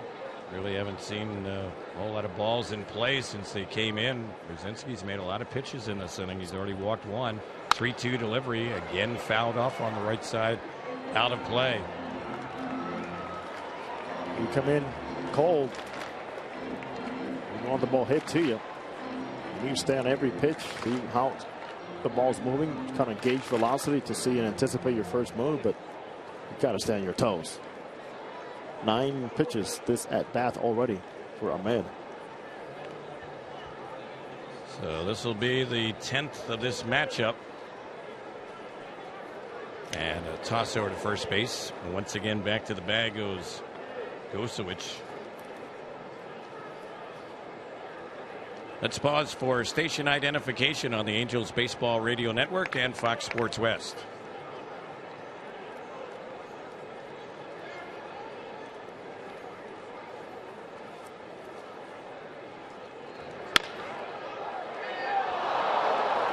On the 3-2 delivery, it was bounced down the third base side, jumping up and stopping at Kubica. He was trying to land on the bag and maybe get the lead runner there.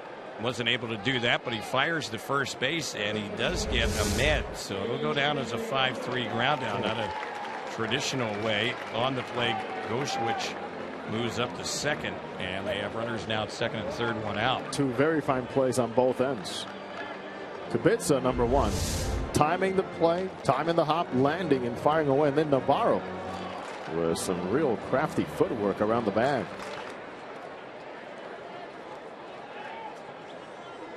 Here's Pollock, their leadoff batter. He's batting for the 4th time today, so they've stretched out their regulars in this ball game.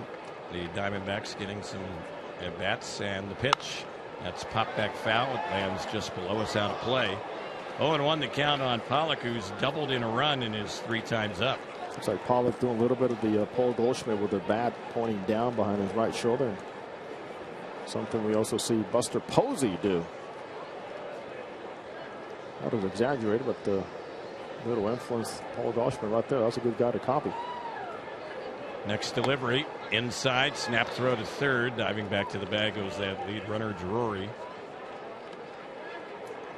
Iannetta still in the game for the Angels behind the plate. Terry, there's my one of my least favorite plays right there. And if it gets by the third baseman, that's a run. It's that's a gift run. You got 2 guys that could score on that play, on that throw. I'm going to get to work on it, but sometimes I think it's forced way too much. And how many guys have you picked up at third base in the last 10 years doing that? Not a high percentage, that's for sure. The pitch, and it's popped up on the right side, backing out of play. Terry, you're being so nice. I haven't seen one yet in 14 years get thrown out on that play. I've seen balls sail to left field. I've seen a few get away. I understand why it's done, but I wouldn't race it. Just I'll go reading off what the runner's doing and where my third baseman is. Infield brought in with 1 out, runners at second and third, and there's a pickoff toss to third base, a rare third base pickoff toss.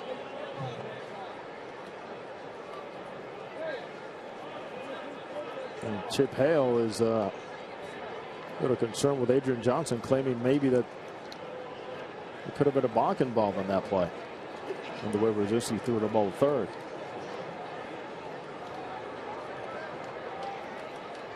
This has been a long inning here for Brzezinski. He's way in front, though, 1-2 on Pollock. And the next pitch, it's bounced right back by the mound. Ball kicks off the second base bag.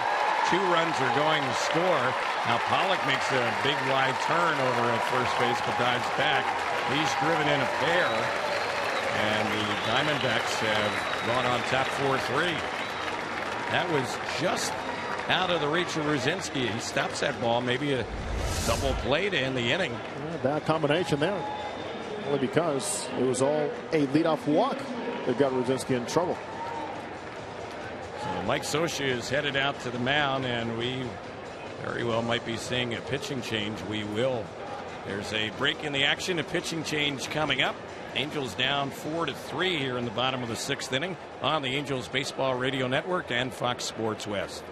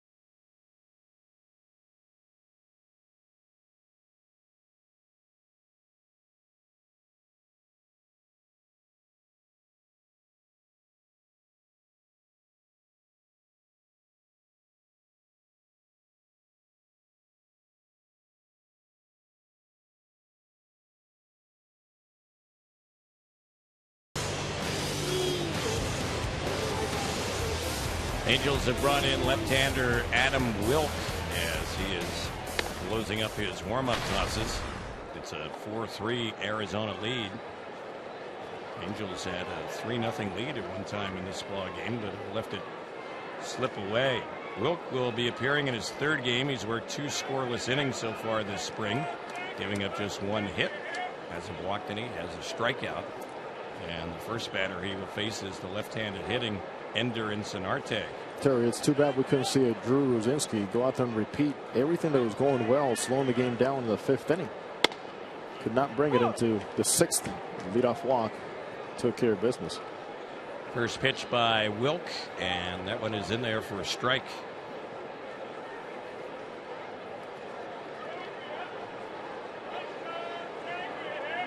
Wilk has had limited big league action with the Detroit Tigers. Pickoff toss over to first, and hustling back to the bag goes the base runner over there, Pollock. Adam Wilk is a Southern California native. He was born in Anaheim, went to Cypress High School, also pitched at Long Beach State. Here's the next delivery, and that's a cut and a miss. So he's moved in front, 0-2. Part of that good pitching philosophy and pitching school foundation. That was Ramos on the team with the Angels, former Angel Jason Vargas. Of course, here with Weaver. Wilk does have that little funky kick before he starts throwing. Next delivery, that's inside. 1 ball, 2 strikes.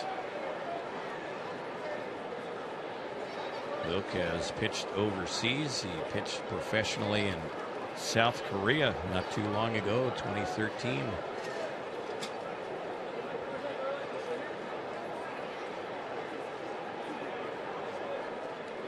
The 1-2 delivery.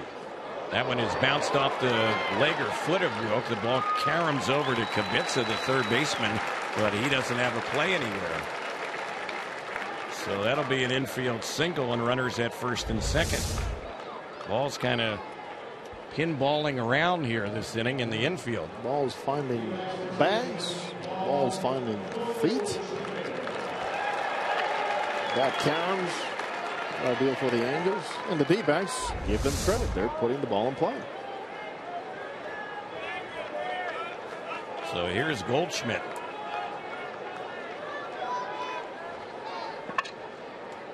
Two have scored in the inning. They've had 3 hits and 2 more are on base right now for Arizona. Here's the pitch on Goldschmidt, And he swings and misses that one for strike one. He's a very dangerous man in a very dangerous situation here for the Angels. Wilk is ready. Pitcher number 4 of the day for the Halos. And here's the next one. Low. 1-1 strike. There's one thing in Paul Goldschmidt's mind right now. It's not the long ball. It's putting together a good at bat, being ready to hit. But if he gets something good to hit, it could carry a long way. So for Wilk, it's about location, especially down in the zone. Here's the 1-1. Both runners on the move. They've been running all day. Throw down to third late. That's a double steal. You think Chip Hale knows a thing or two about the Angels pitchers and catchers? Probably in his back pocket over from the Oakland A's, and how many times they saw the Angels through the years, and he is a bench coach. 5 stolen bases today here for Arizona. Angels forced to bring the infield in with runners at second and third. A hit could mean a couple runs here for the D-backs. They already lead it 4-3, and the pitch that's chopped foul right near the batter's circle. 1-2. Foul ball should tell you a little bit more about what Goldschmidt's going through right now, as he's rolling around the baseball, not staying on it. Open base, regular season, Terry. This means way before that pitch, put him on, and also they would not have been running there with this man up. Have a left-handed batter waiting on deck with the lefty on the mound, but the Angels have elected the pitch here to Goldschmidt, and here's the next delivery. That one missed. 2-2 the count.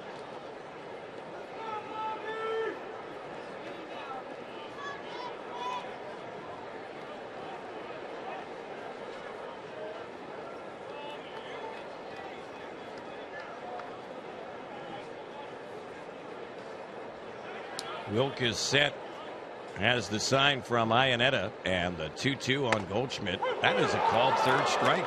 He took it on the outside corner, and he knew he had taken a strike. Got him looking. Yes, he did. Foul ball, as I mentioned, told you something about how he was seeing the ball, and it seems like he has been opening up pretty much all day. So that is a huge out. The Angels elected to pitch to Goldschmidt with first base open, and they end up striking him out looking. Credit to both Wilk and Iannetta and what he saw from the batter and the tendencies in the box to stay away. Here's Peralta. He's had a hit and a walk today, and he takes the first pitch, a left-handed batter low. The Angels bat in the 7th, trailing right now 4-3. It'll be the number 5 spot in the batting order. Ibar's spot. He's no longer in the game. Then Iannetta slated to bat second. Joyce, the DH, will be the third batter. Here's the pitch, and that one is a cut and a miss. 1 ball, 1 strike.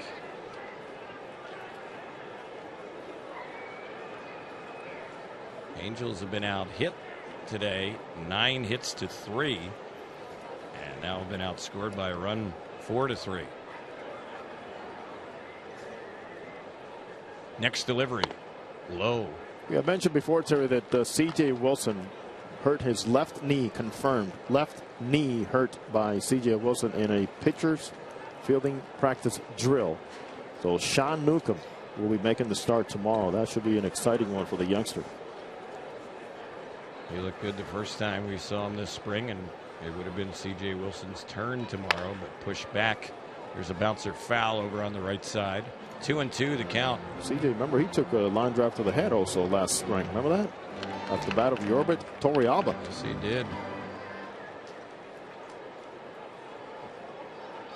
Understand, too, that Josh Hamilton has begun swinging a bat over in his rehab facility.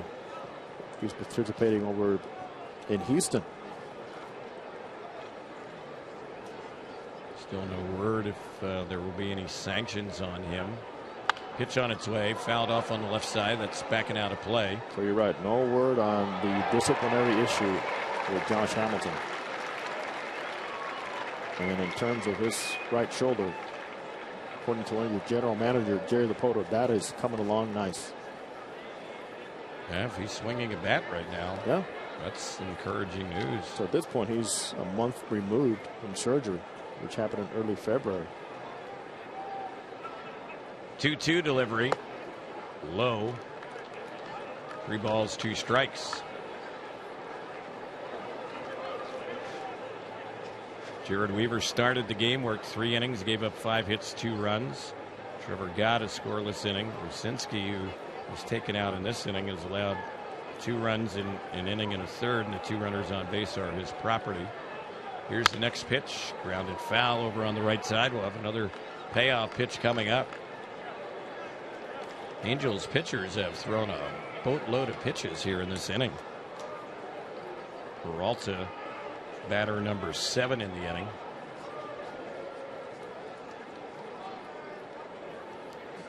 Ahmed had a long at bat in his matchup against Rucinski. Here's the 3-2 once again, and that's a called third strike. Struck him out looking. So Will comes in and does a very nice job.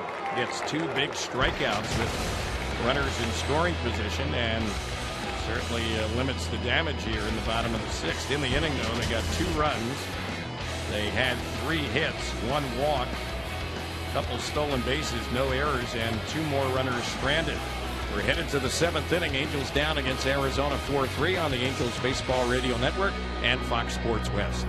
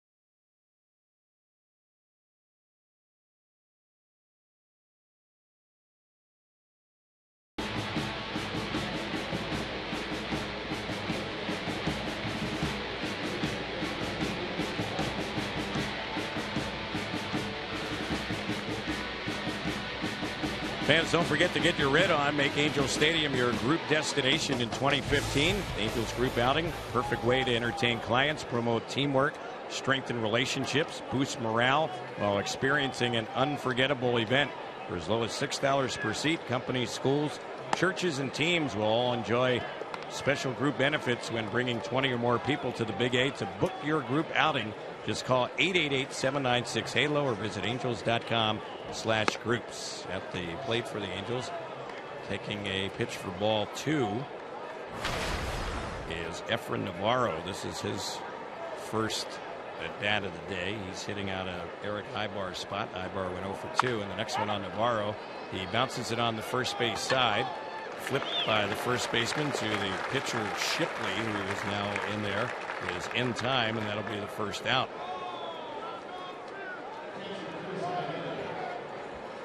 So 1 away on the 3-1 ground out. Randall Delgado, who worked the last 3 innings, did a very good job for Arizona. Yes, he did, Terry. He pretty much went out there with his fastball ability and was around the zone the whole time.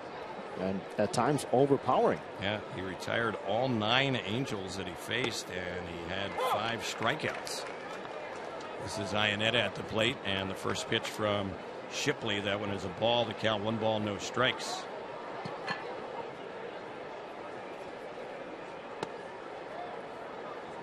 Braden Shipley, the new pitcher. Count even. It's now 1-1. And the next pitch, a swing and a miss. 1 ball, 2 strikes. New first baseman is Nick Evans. They have a new second baseman in the ball game, Walter Ibarra.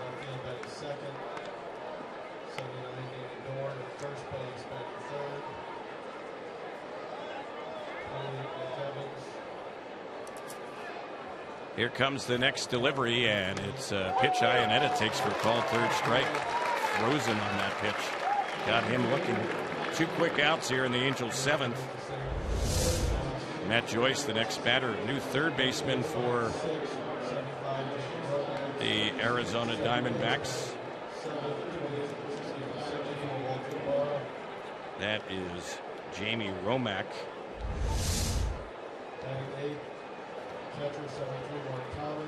And they also have a new shortstop as well, as Joyce lines one into center. It's going to fall in for another hit. He's had a good day today, a couple of singles. He's also scored a run. Angels have only their 4th hit of the day.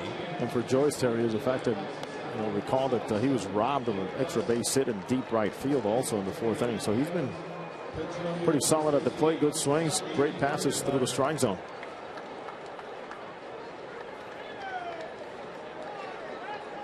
And it looks like RB Myers is going to come in a pinch run here for Matt Joyce.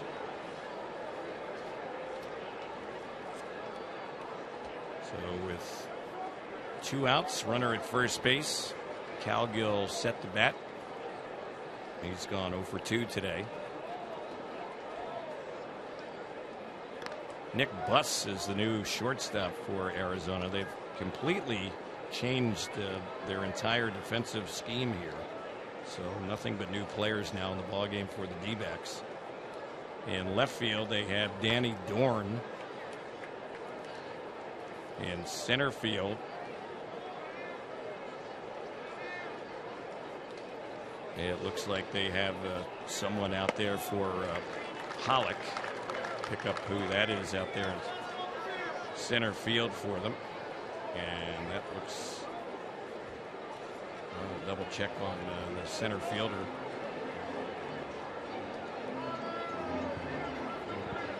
We'll catch up here eventually, Terry. It's signs of spring. Nick Buss is the center fielder. The shortstop is Danny Worth. And they also have a new right fielder in the game, and that is Socrates Brito. They have a new catcher in there as well. There's a thinking man out there in right field, Socrates. Mark Thomas is the catcher. Well, Terry, thinking man like you. I could use a little help from Socrates getting all these substitutions. Terry, it's okay. It's spring training. Slow down. When they file 9 in 1/2 inning, that's not an easy chore. There's a shot in the center that's going to drop in for a base hit for Calgill. So runners at first and second. Angels trying to get something going here with 2 outs in the inning.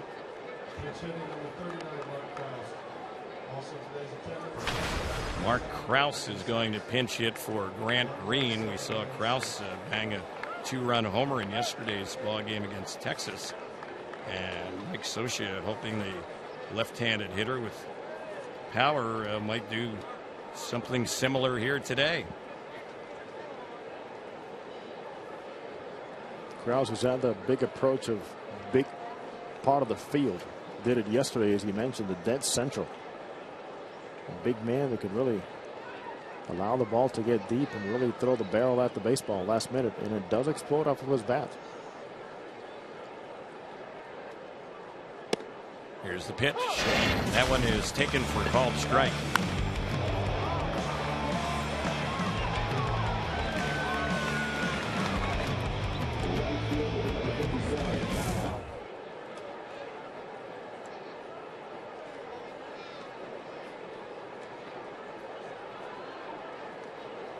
Shipley is ready.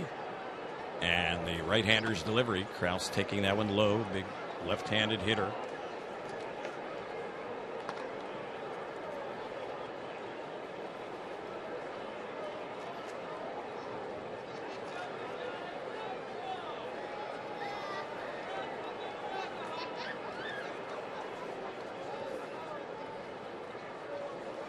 One ball, one strike to count. Angels trailing at 4-3. Bottom part of the order up for the Angels. Krause pinch hitting for Grant Green. He was the 9-hole hitter.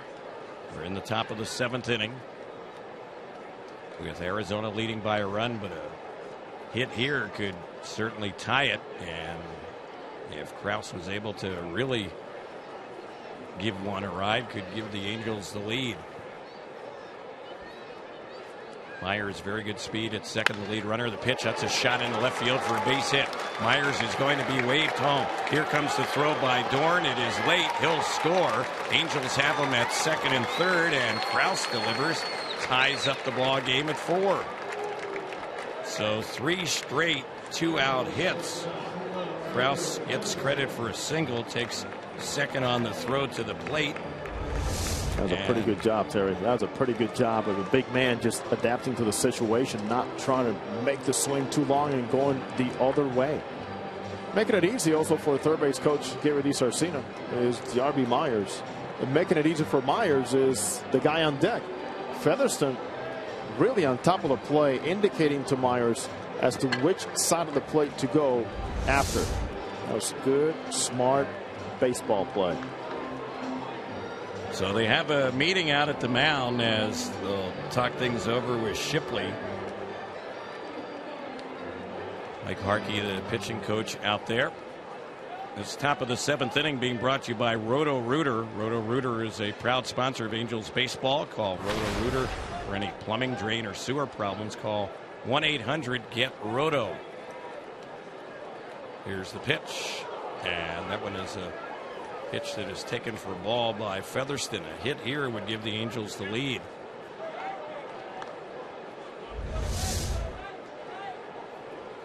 Featherston has had a good camp so far for the Angels. He's opened up some eyes, and he could do some damage right here if he comes through. He's shown the ability to be in the game in many ways. Safety squeeze he's had, hit and runs, sac flies. Good base running, versatility, and now, as we just mentioned, the fact that he's on the game and helping somebody coming to home plate and telling him where to slide. Here's the next pitch. He cuts it that one and misses it.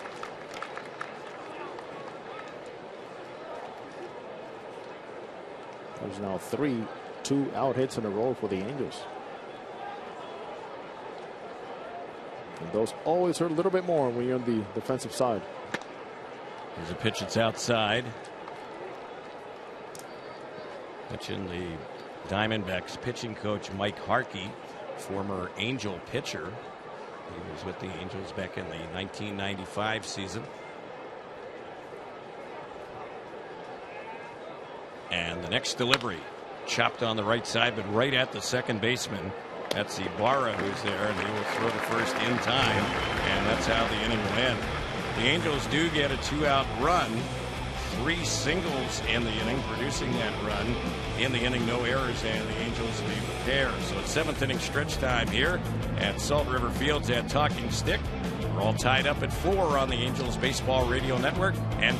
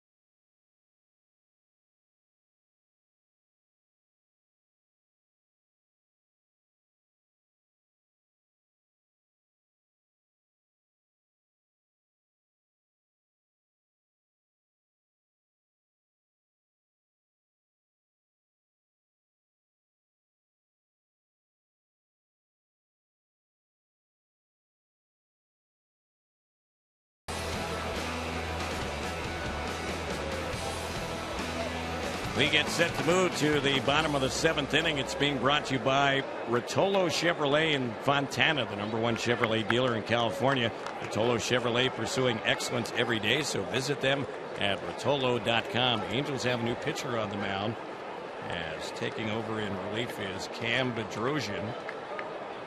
New catcher is Carlos Perez. New second baseman Josh Rutledge. And staying in the ball game and taking over in left field is Mark Krause. First pitch from Bedrosian in there for a strike. This one is fouled off on the right side. It's backing out of play. This is a big outing for Cam Bedrosian, Terry. Yes, it is spring training. Yes, it's early, but he's a guy that the Angels would like to see him just slow everything down a little bit more and bring his game, as Mike Socha says, command of the fastball and to find that tight slider that he possesses. Next pitch on Tomas, and he lines one out of the reach of Navarro. That ball's going to carry him down the right side. Tomas is going for second and dives in safely with a leadoff double. That is his second hit of the day. And just like that, the D-backs have a runner in scoring position. I was mentioning earlier, his teammates are amazed at how Tomas, even though being a big guy who can hit the ball a long ways, takes that BP approach to the game. And here it is, second time we've seen this today. Ball up the middle that he singled on, and also now we see him just take whatever Bedrosian's offering to him and he's slapping it hard the other way. Jamie Romack will be the batter.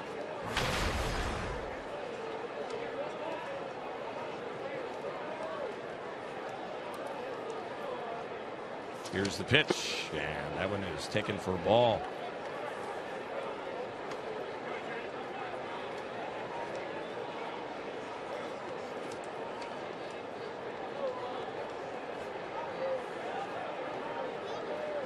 Romack batting for the first time in the game. He's taken over at third base for the D-backs, and he cuts at that pitch from Bedrosian and misses it. That's a pretty good pitch, especially 1-out. Bedrosian really struggled in his first appearance this spring. In fact, got only one batter out of the 6 he faced. So he went a third of an inning. He gave up 4 hits, walked 1, didn't strike out any, and allowed 3 runs a pitch. That's in there for a called strike. It's never a good feeling when in spring training your manager has to come out of the dugout to take you out. But the youngster is built tough, standing, solid body. Just a matter of understanding that to stay at this level and have success like his father did, it takes a lot of consistency, not necessarily just velocity. Here's the 1-2. Swing and a miss. That was a good-looking slider, and Romack is down on strikes. That's what we're talking about right there. So the next batter is the second baseman, and that is Walter Ibarra, batting for the first time. That is called a disappearing pitch. And all he did was kind of stay on the rubber a little bit more on top, drive, and take something off of that slider. Beautiful pitch. Ibarra batting from the left side. Runner at second, that's Tomas. Here's the pitch, and Ibarra takes that one for a ball.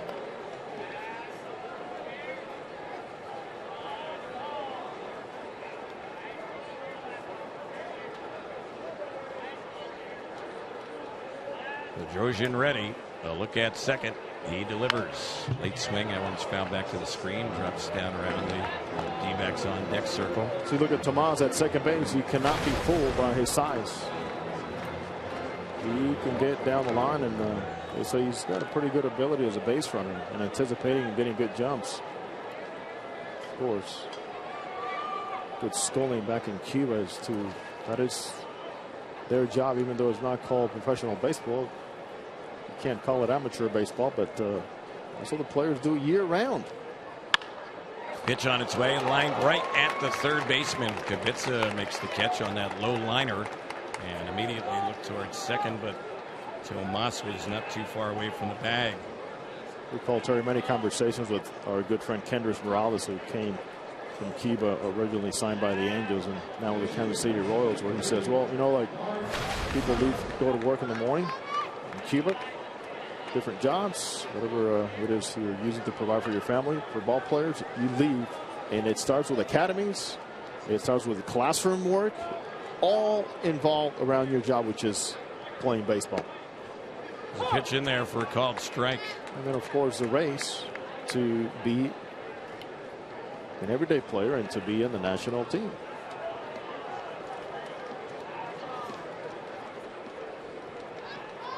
Two outs here in the inning. Next delivery, that one is a pitch that misses. You mentioned the Cuban players. There's been quite an influx of those players coming to the States, and it only figures to increase with the relations now thawing out a little bit between the two countries. And the possibilities of some games being played now in Cuba, too. That's been thrown around.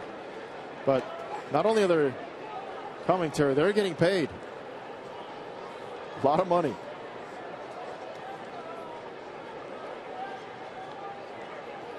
At the plate batting for the first time today for Arizona's Mark Thomas. He's coming to take over behind the plate.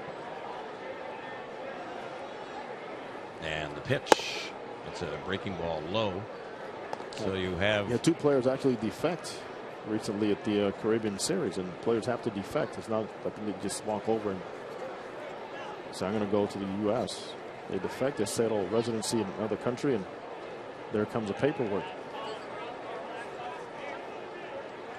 2-2 the count. Two outs. Next delivery. Called third strike on the outside corner. And Bedrosian, after giving up the leadoff double to Yasmani Tomas, comes back, strikes out a couple, and gets out of some trouble here in the bottom of the seventh. No runs, a hit, no errors, and another runner left for the Diamondbacks. They've stranded 10 today, so we've completed 7. We go to the 8th inning. It's a 4-4 game on the Angels Baseball Radio Network and Fox Sports West.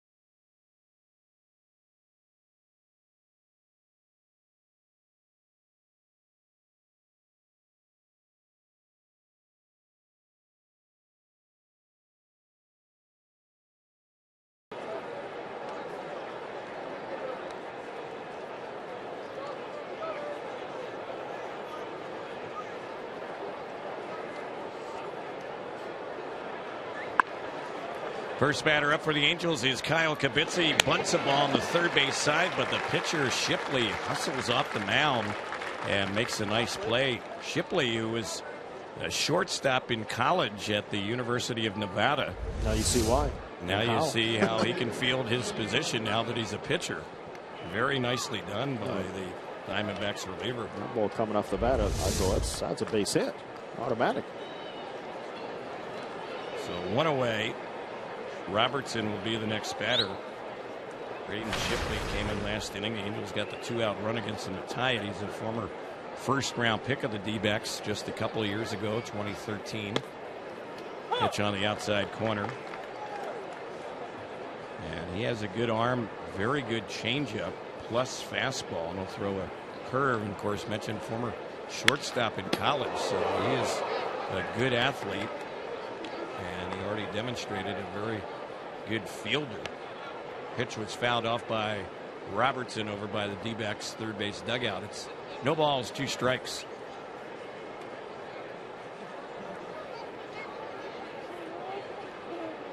Here's the next pitch outside.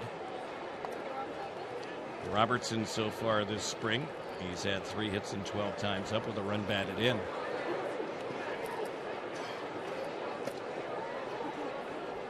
Here's the next pitch, and that one is high.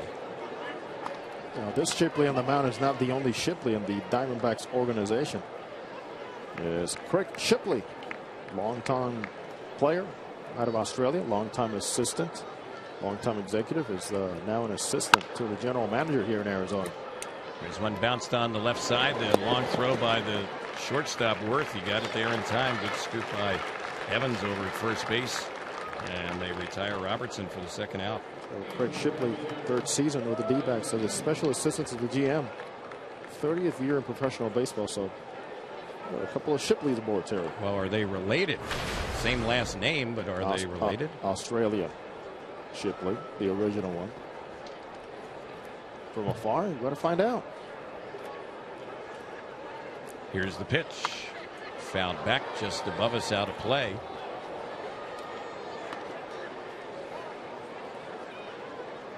Roger Kieschnick is at the plate, left-handed batter for the Angels. Limited at bats so far this spring, 1 for 5. Here's the pitch, and Kieschnick is taking that one. That pitch misses for a ball. It's top of the 8th inning, being brought to you by Chronic Tacos Mexican Grill, using 3rd-generation recipes and packed with your favorite fresh ingredients. That's Chronic Tacos. For a location near you, go to eatchronictacos.com and live the taco life.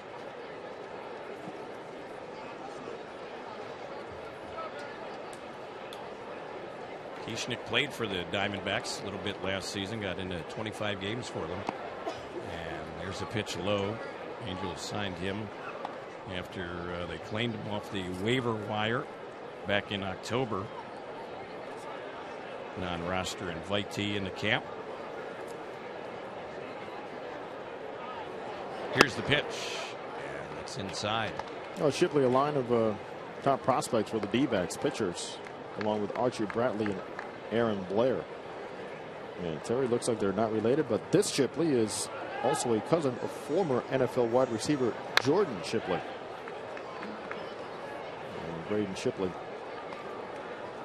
born in Medford, Oregon. Yeah, no Australian ties, I guess, for the young right-hander on the mound. The Diamondbacks like him, and they have stockpiled some good young pitching. Those strikes, man, but in the minor league career, 167 strikeouts in 165 innings. That's pretty good, too. Only 56 walks. There's a pitch that's up and in. Kieschnick has a 2-out walk. Angels have a base runner. The Angels got the tying run in last inning after Shipley had retired the first 2. Then the Angels strung together 3 straight 2-out singles. We'll see if the Angels can get a little magic going with 2 outs here in the 8th. 4-4 the score. Today's attendance, 11,796. 11,796. I guess Rafer Navarro is going to be thinking drive time. This is his second at bat today, and he takes that one for a called strike. In other words, even though he doesn't possess great power, there's a time where you look for something you could drive. Perhaps even cheat a little bit. You think they could work you in, anticipate inside, and let it go. Navarro's 4 for 10 so far this spring, left-handed batter. Shipley's pitch, that's lined out near second, out of the reach of Ibarra. It drops into right field.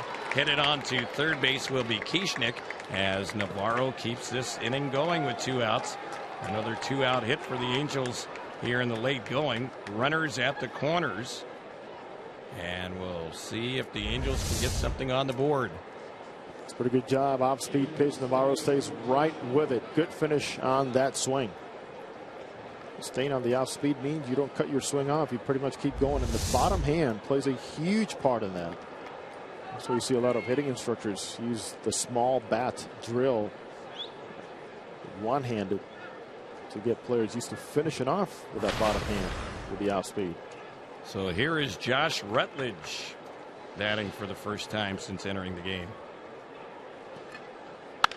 And the pitch, he lifts it in the air into right field, but it's hanging up. Camping under is Socrates Brito, and he will make the catch in medium right field toward the line to end the inning.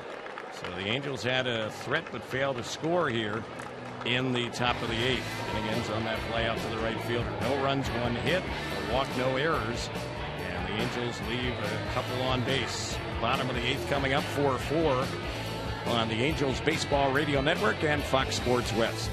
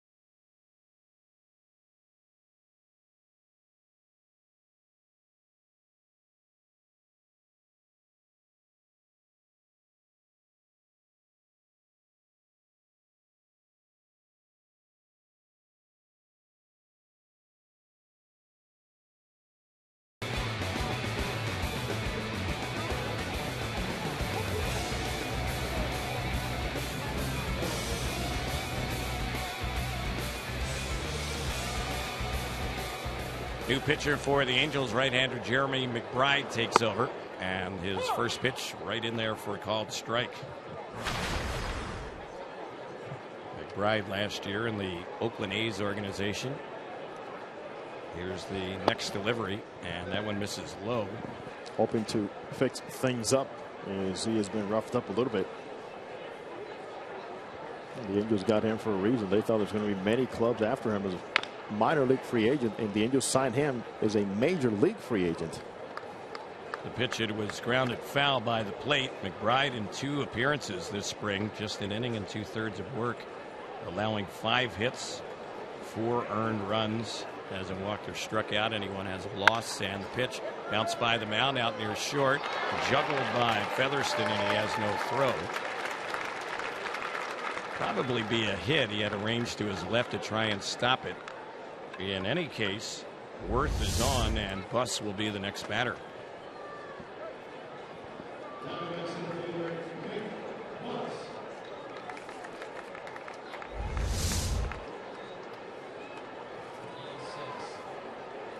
Well, we're told they're going to score that an error on Featherston. Tough league. Wow. Yeah, that's a tough error right there. Here's a bunt on the first base side. It's a good one. It's fielded by Navarro. He flips to Rutledge covering, and that will move the runner up to second base.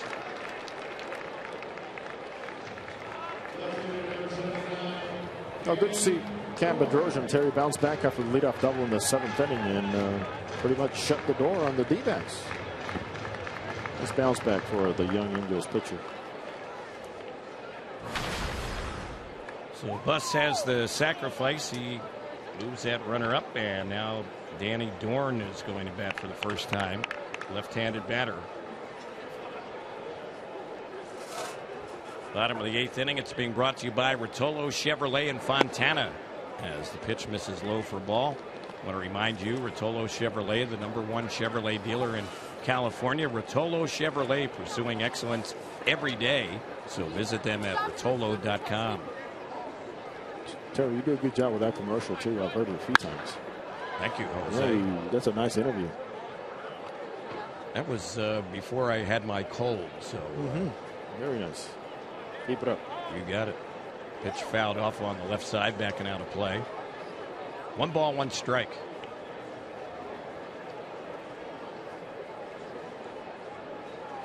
Tied at 4. We're in the bottom of the 8th. Here's the next pitch. Lifted in the air into left center field. Hit well. Krause is chasing, and he makes a nice running over the shoulder catch. Runner at second will tag and move up to third base. So Mark Krause gathering that one in off the bat of Dorn. And now the runner at third base with 2 outs. And the batter will be Evans. Nick Evans, who's going to bat for the first time today, taking over at first base.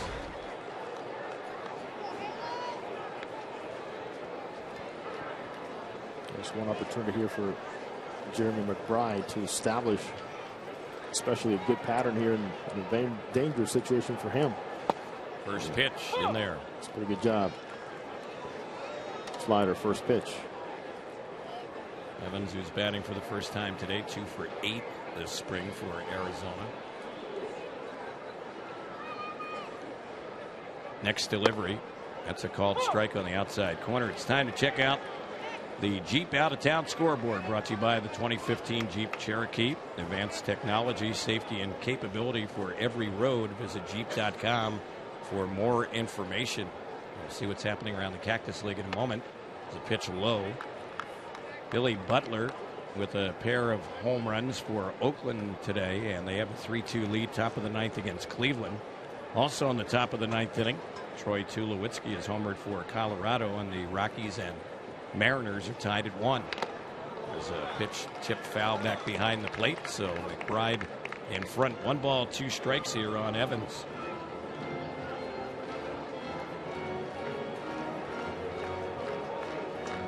Robinson Cano, star player for the Seattle Mariners, in his second season with Seattle, had to go back to the Dominican Republic because of the passing of his grandfather.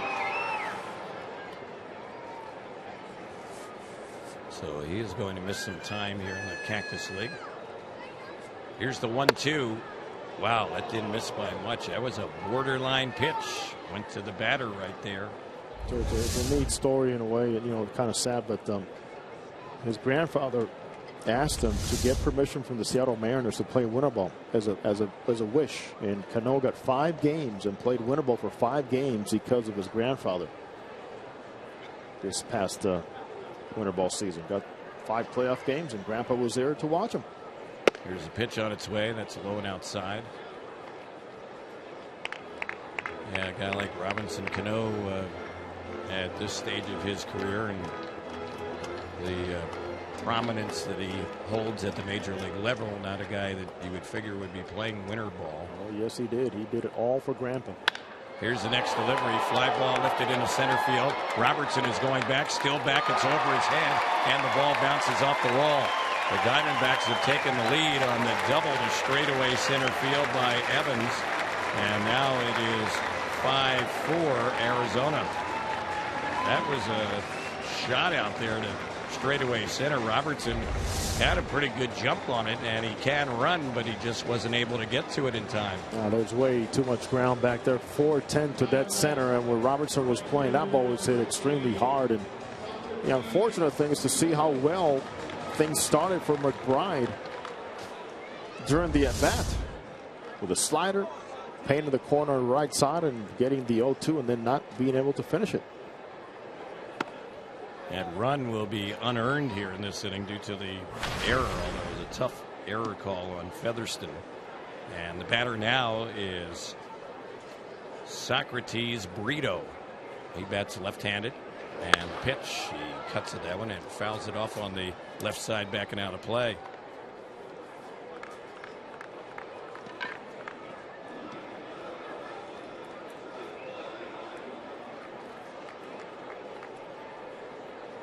McBride, who has struggled this spring,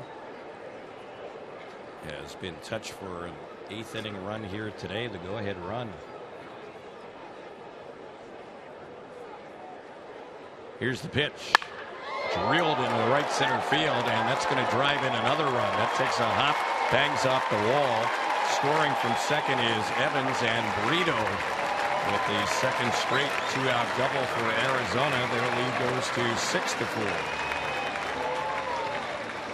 There was nothing cheap about that. No way, the sound of the bat, just like the one coming off of Evans' bat told you that far that ball was going to go. This was smoked even better on a fastball that did not do what it was supposed to, cutting in, stay right over the plate.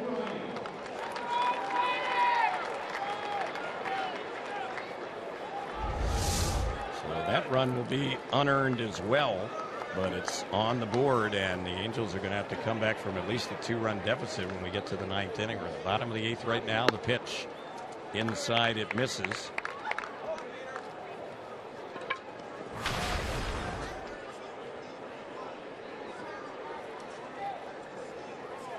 This is Pete O'Brien, who was originally in the starting lineup. He's pinch hitting here for Tomas. O'Brien was scratched from the original starting lineup, however. Here's a pop-up on the left side. Making the grab on it is Featherston, and that will end the inning. But in the inning, Arizona comes up with a pair of runs, and they got them with 2 outs, 2 runs. They had 2 hits, 1 error, and they leave a runner on base. We're headed to the 9th inning. Angels down by a pair, 6-4 on the Angels Baseball Radio Network and Fox Sports West.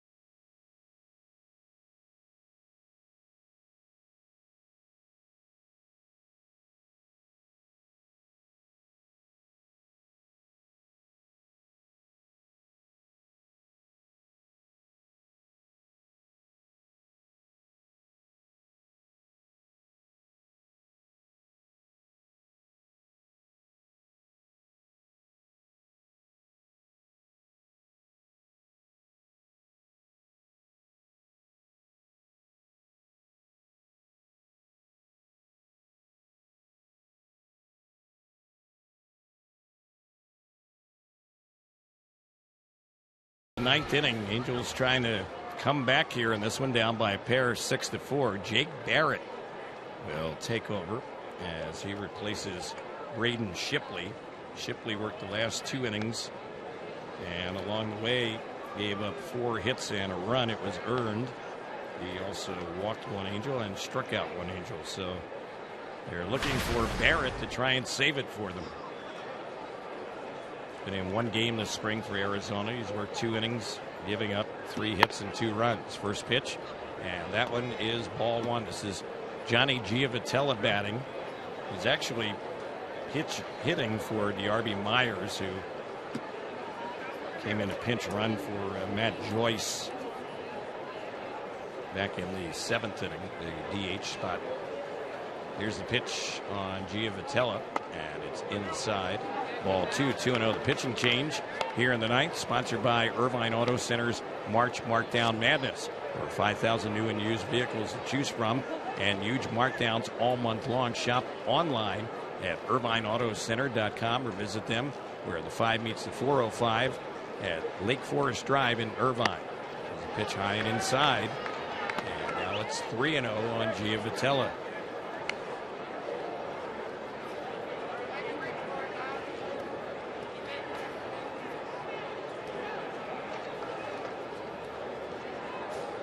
Barrett is ready to come in on the 3-0.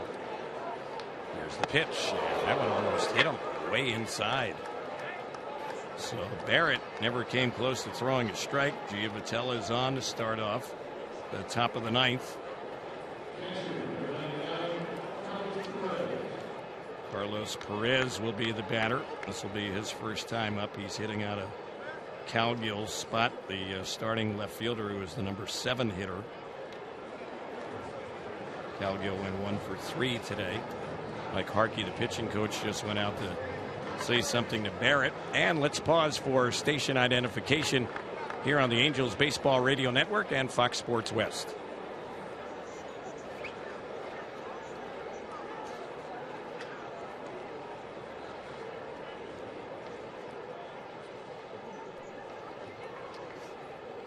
Terry Smith, Jose Mota, and our producer engineer Darren Chan with you here from Salt River Fields at Talking Stick.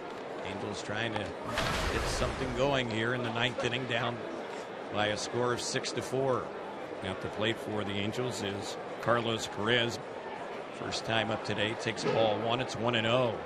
Barrett has started off his inning with 5 straight pitches out of the strike zone. And the next delivery, that's outside, ball 2, 2-0.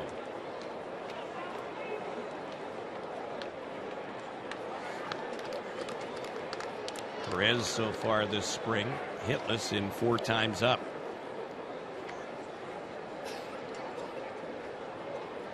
Right-hander against right-hander.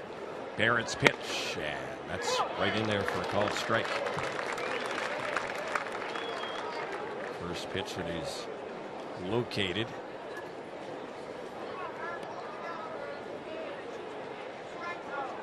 Barrett last year in AA and AAA, and he was used strictly in relief. He was not a guy who had much trouble throwing strikes last year, but he has so far here today. There's one that's fouled back out of play. Barrett was a closer in AA and AAA last year. In fact, had 28 saves.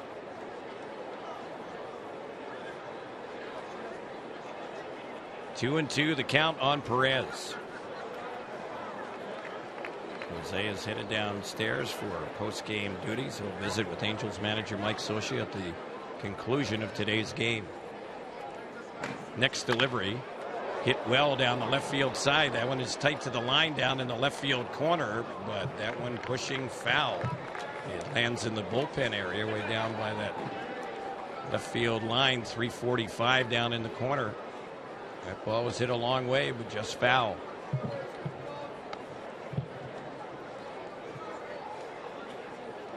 So 2 and 2 on Perez. Krause is waiting on deck.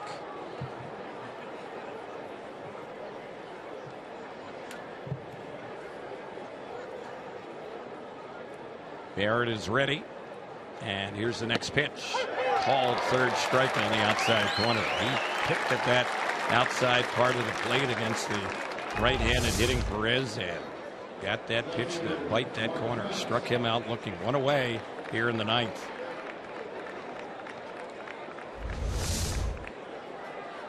So walk and a strikeout so far for Barrett.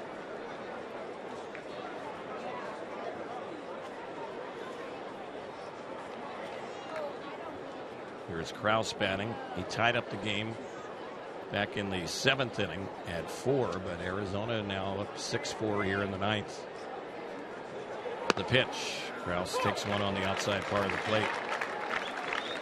Want to remind fans you can tune into the Rich Eisen Show weekday mornings. He has great guests and topics daily. That's the Rich Eisen Show, 9 to noon right here on Angels Radio AM 830.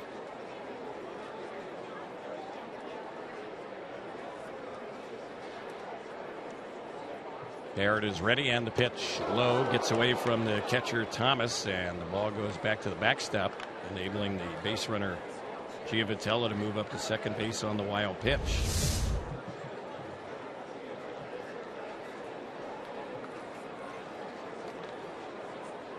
Catcher Mark Thomas out there to talk to the reliever Jake Barrett.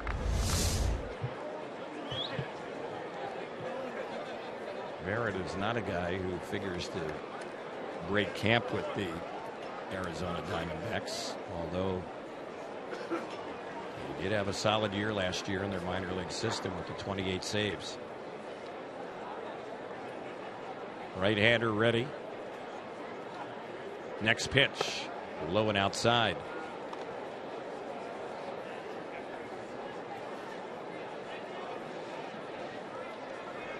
Two balls, one strike. Crowd today a little bit shy of 12,000. It's thinned out a little bit. Here's the next pitch on Krause. He takes it outside. He's had a patient at bat here. He's worked the count to 3-1.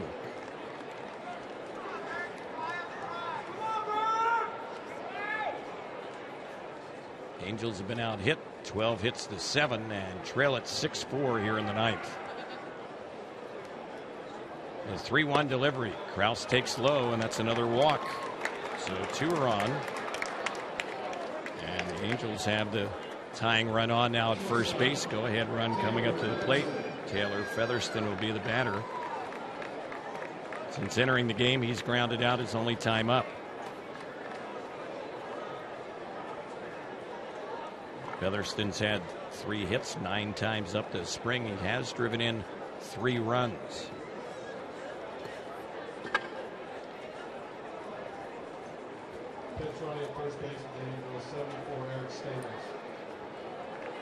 Eric Stamets is now the pinch runner for Krause, and that's an important base runner. That's the potential tying run over there at first base. Here's the pitch. Featherston takes, that's in there for a strike.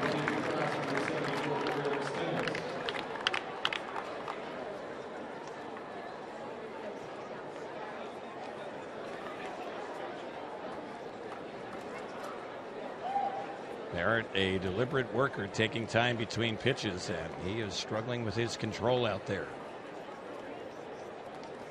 Here's the next delivery. Popped in the air into right center field, chasing hard after it is the center fielder, and he can't make the catch. That ball drops in and rolls out near the wall. 1 run will score as the Angels get 1 in on that one.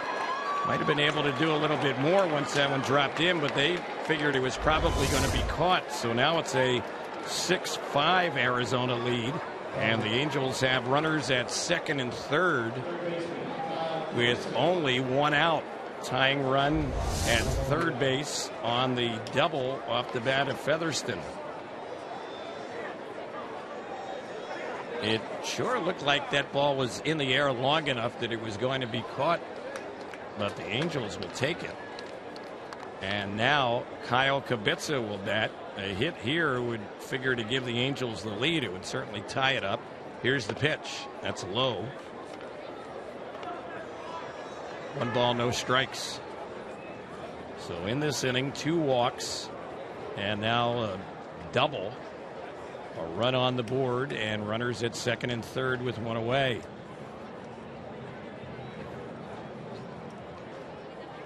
Barrett is ready. The pitch misses low. 2-0 the count on Kubica. He's had 2 hits this spring and 11 times up, hitting under 200.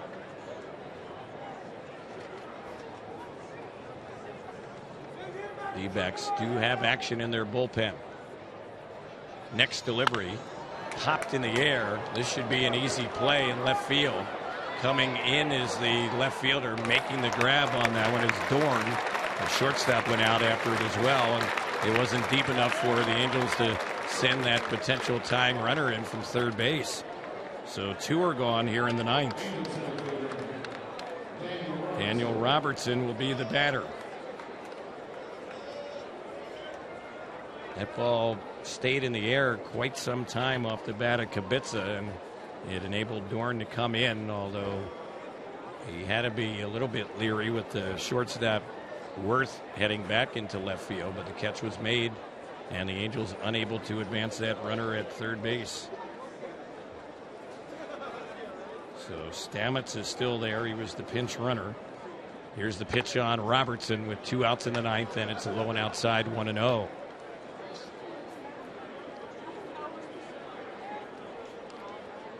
(6-5) Arizona. This one going right down to the wire. And out, the game's over. A hit. The Angels probably take the lead. Here's the pitch. It's popped in the air on the first base side. Foul ground playable. Making the catch is Nick Evans. And that's how the ball game went. A foul pop not too far away from the first base bag. And the Angels unable to get that tying run in here, even though they had runners at second and third with 1 out. Tying runner down at third, but unable to get that runner home. So here in the ninth, 1 run, 1 hit, 2 walks, no errors, and the Angels will end up leaving a pair. Angels drop it today here to the Arizona Diamondbacks, 6-5 the final score. Arizona today with the 6 runs. Looks like they ended up with 13 hits today. The D-backs along the way had 1 error, and they ended up leaving 11 runners on base. Angels drop it by the final score of 6-5. Jose Mota is standing by with the Angels manager Mike Scioscia. Thank you, Terry. Mike, what do you evaluate Jared Weaver today? Do you go on the fact that he got some work in or efficiency? Well, you know, he had to work. I think he worked early. He was working for his command, Jose. I thought the last inning he found it better, although it ended up with a home run when he went out there for the 4th inning. It was a little crisper in his delivery more. So he's got a he's got a ways to go, but he got to where he needed to be today. As far as observing as a former catcher and seeing Weaver so far in his career, what are the things that he'll try to implement, say, next time out as he gets prolonged in his pitches? Well, he's still working on that good fastball command he has and repeating his delivery. You know, he's got a lot of moving parts across his body a little bit, so there's things he needs to work out. He threw some really good breaking balls and off-speed pitches today. Changeup isn't quite there, but he's making strides. A couple players that you can tell me about. Number 1 is Matt Joyce, the passes he made through the zone today with a bat, and also David Freese in the defense. David looked good on the defensive side. We made some plays defensively, which obviously were important. You know, Matty Joyce, especially against lefties, he hung in there, went the other way. You know, he's getting some at bats, and he's going to be important to us this year. So it's good to see him start to get in the flow. How important is it for you to know that he can go out there and handle some lefties? Well, not so much the lefties. The lefties are going to be nice. He'll get a chance, but we really need him in hitting those righties because our lineup is really heavily right-handed right now. We need that balance. Thank you, Mike. All right, Jose. Terry, enjoy the ride back, and we'll talk to you soon. All right, thanks, Jose. The Angels drop it by a run today as Arizona holds on, beats the Halos 6-5. That's the final from Salt River Fields here at Talking Stick. For those of you watching on TV, Jose Mota will be alongside with Patrick O'Neill. We'll have a lot more post-game analysis. And on the radio side, we'll have more for you as well. This is the Angels Baseball Radio Network and Fox Sports West.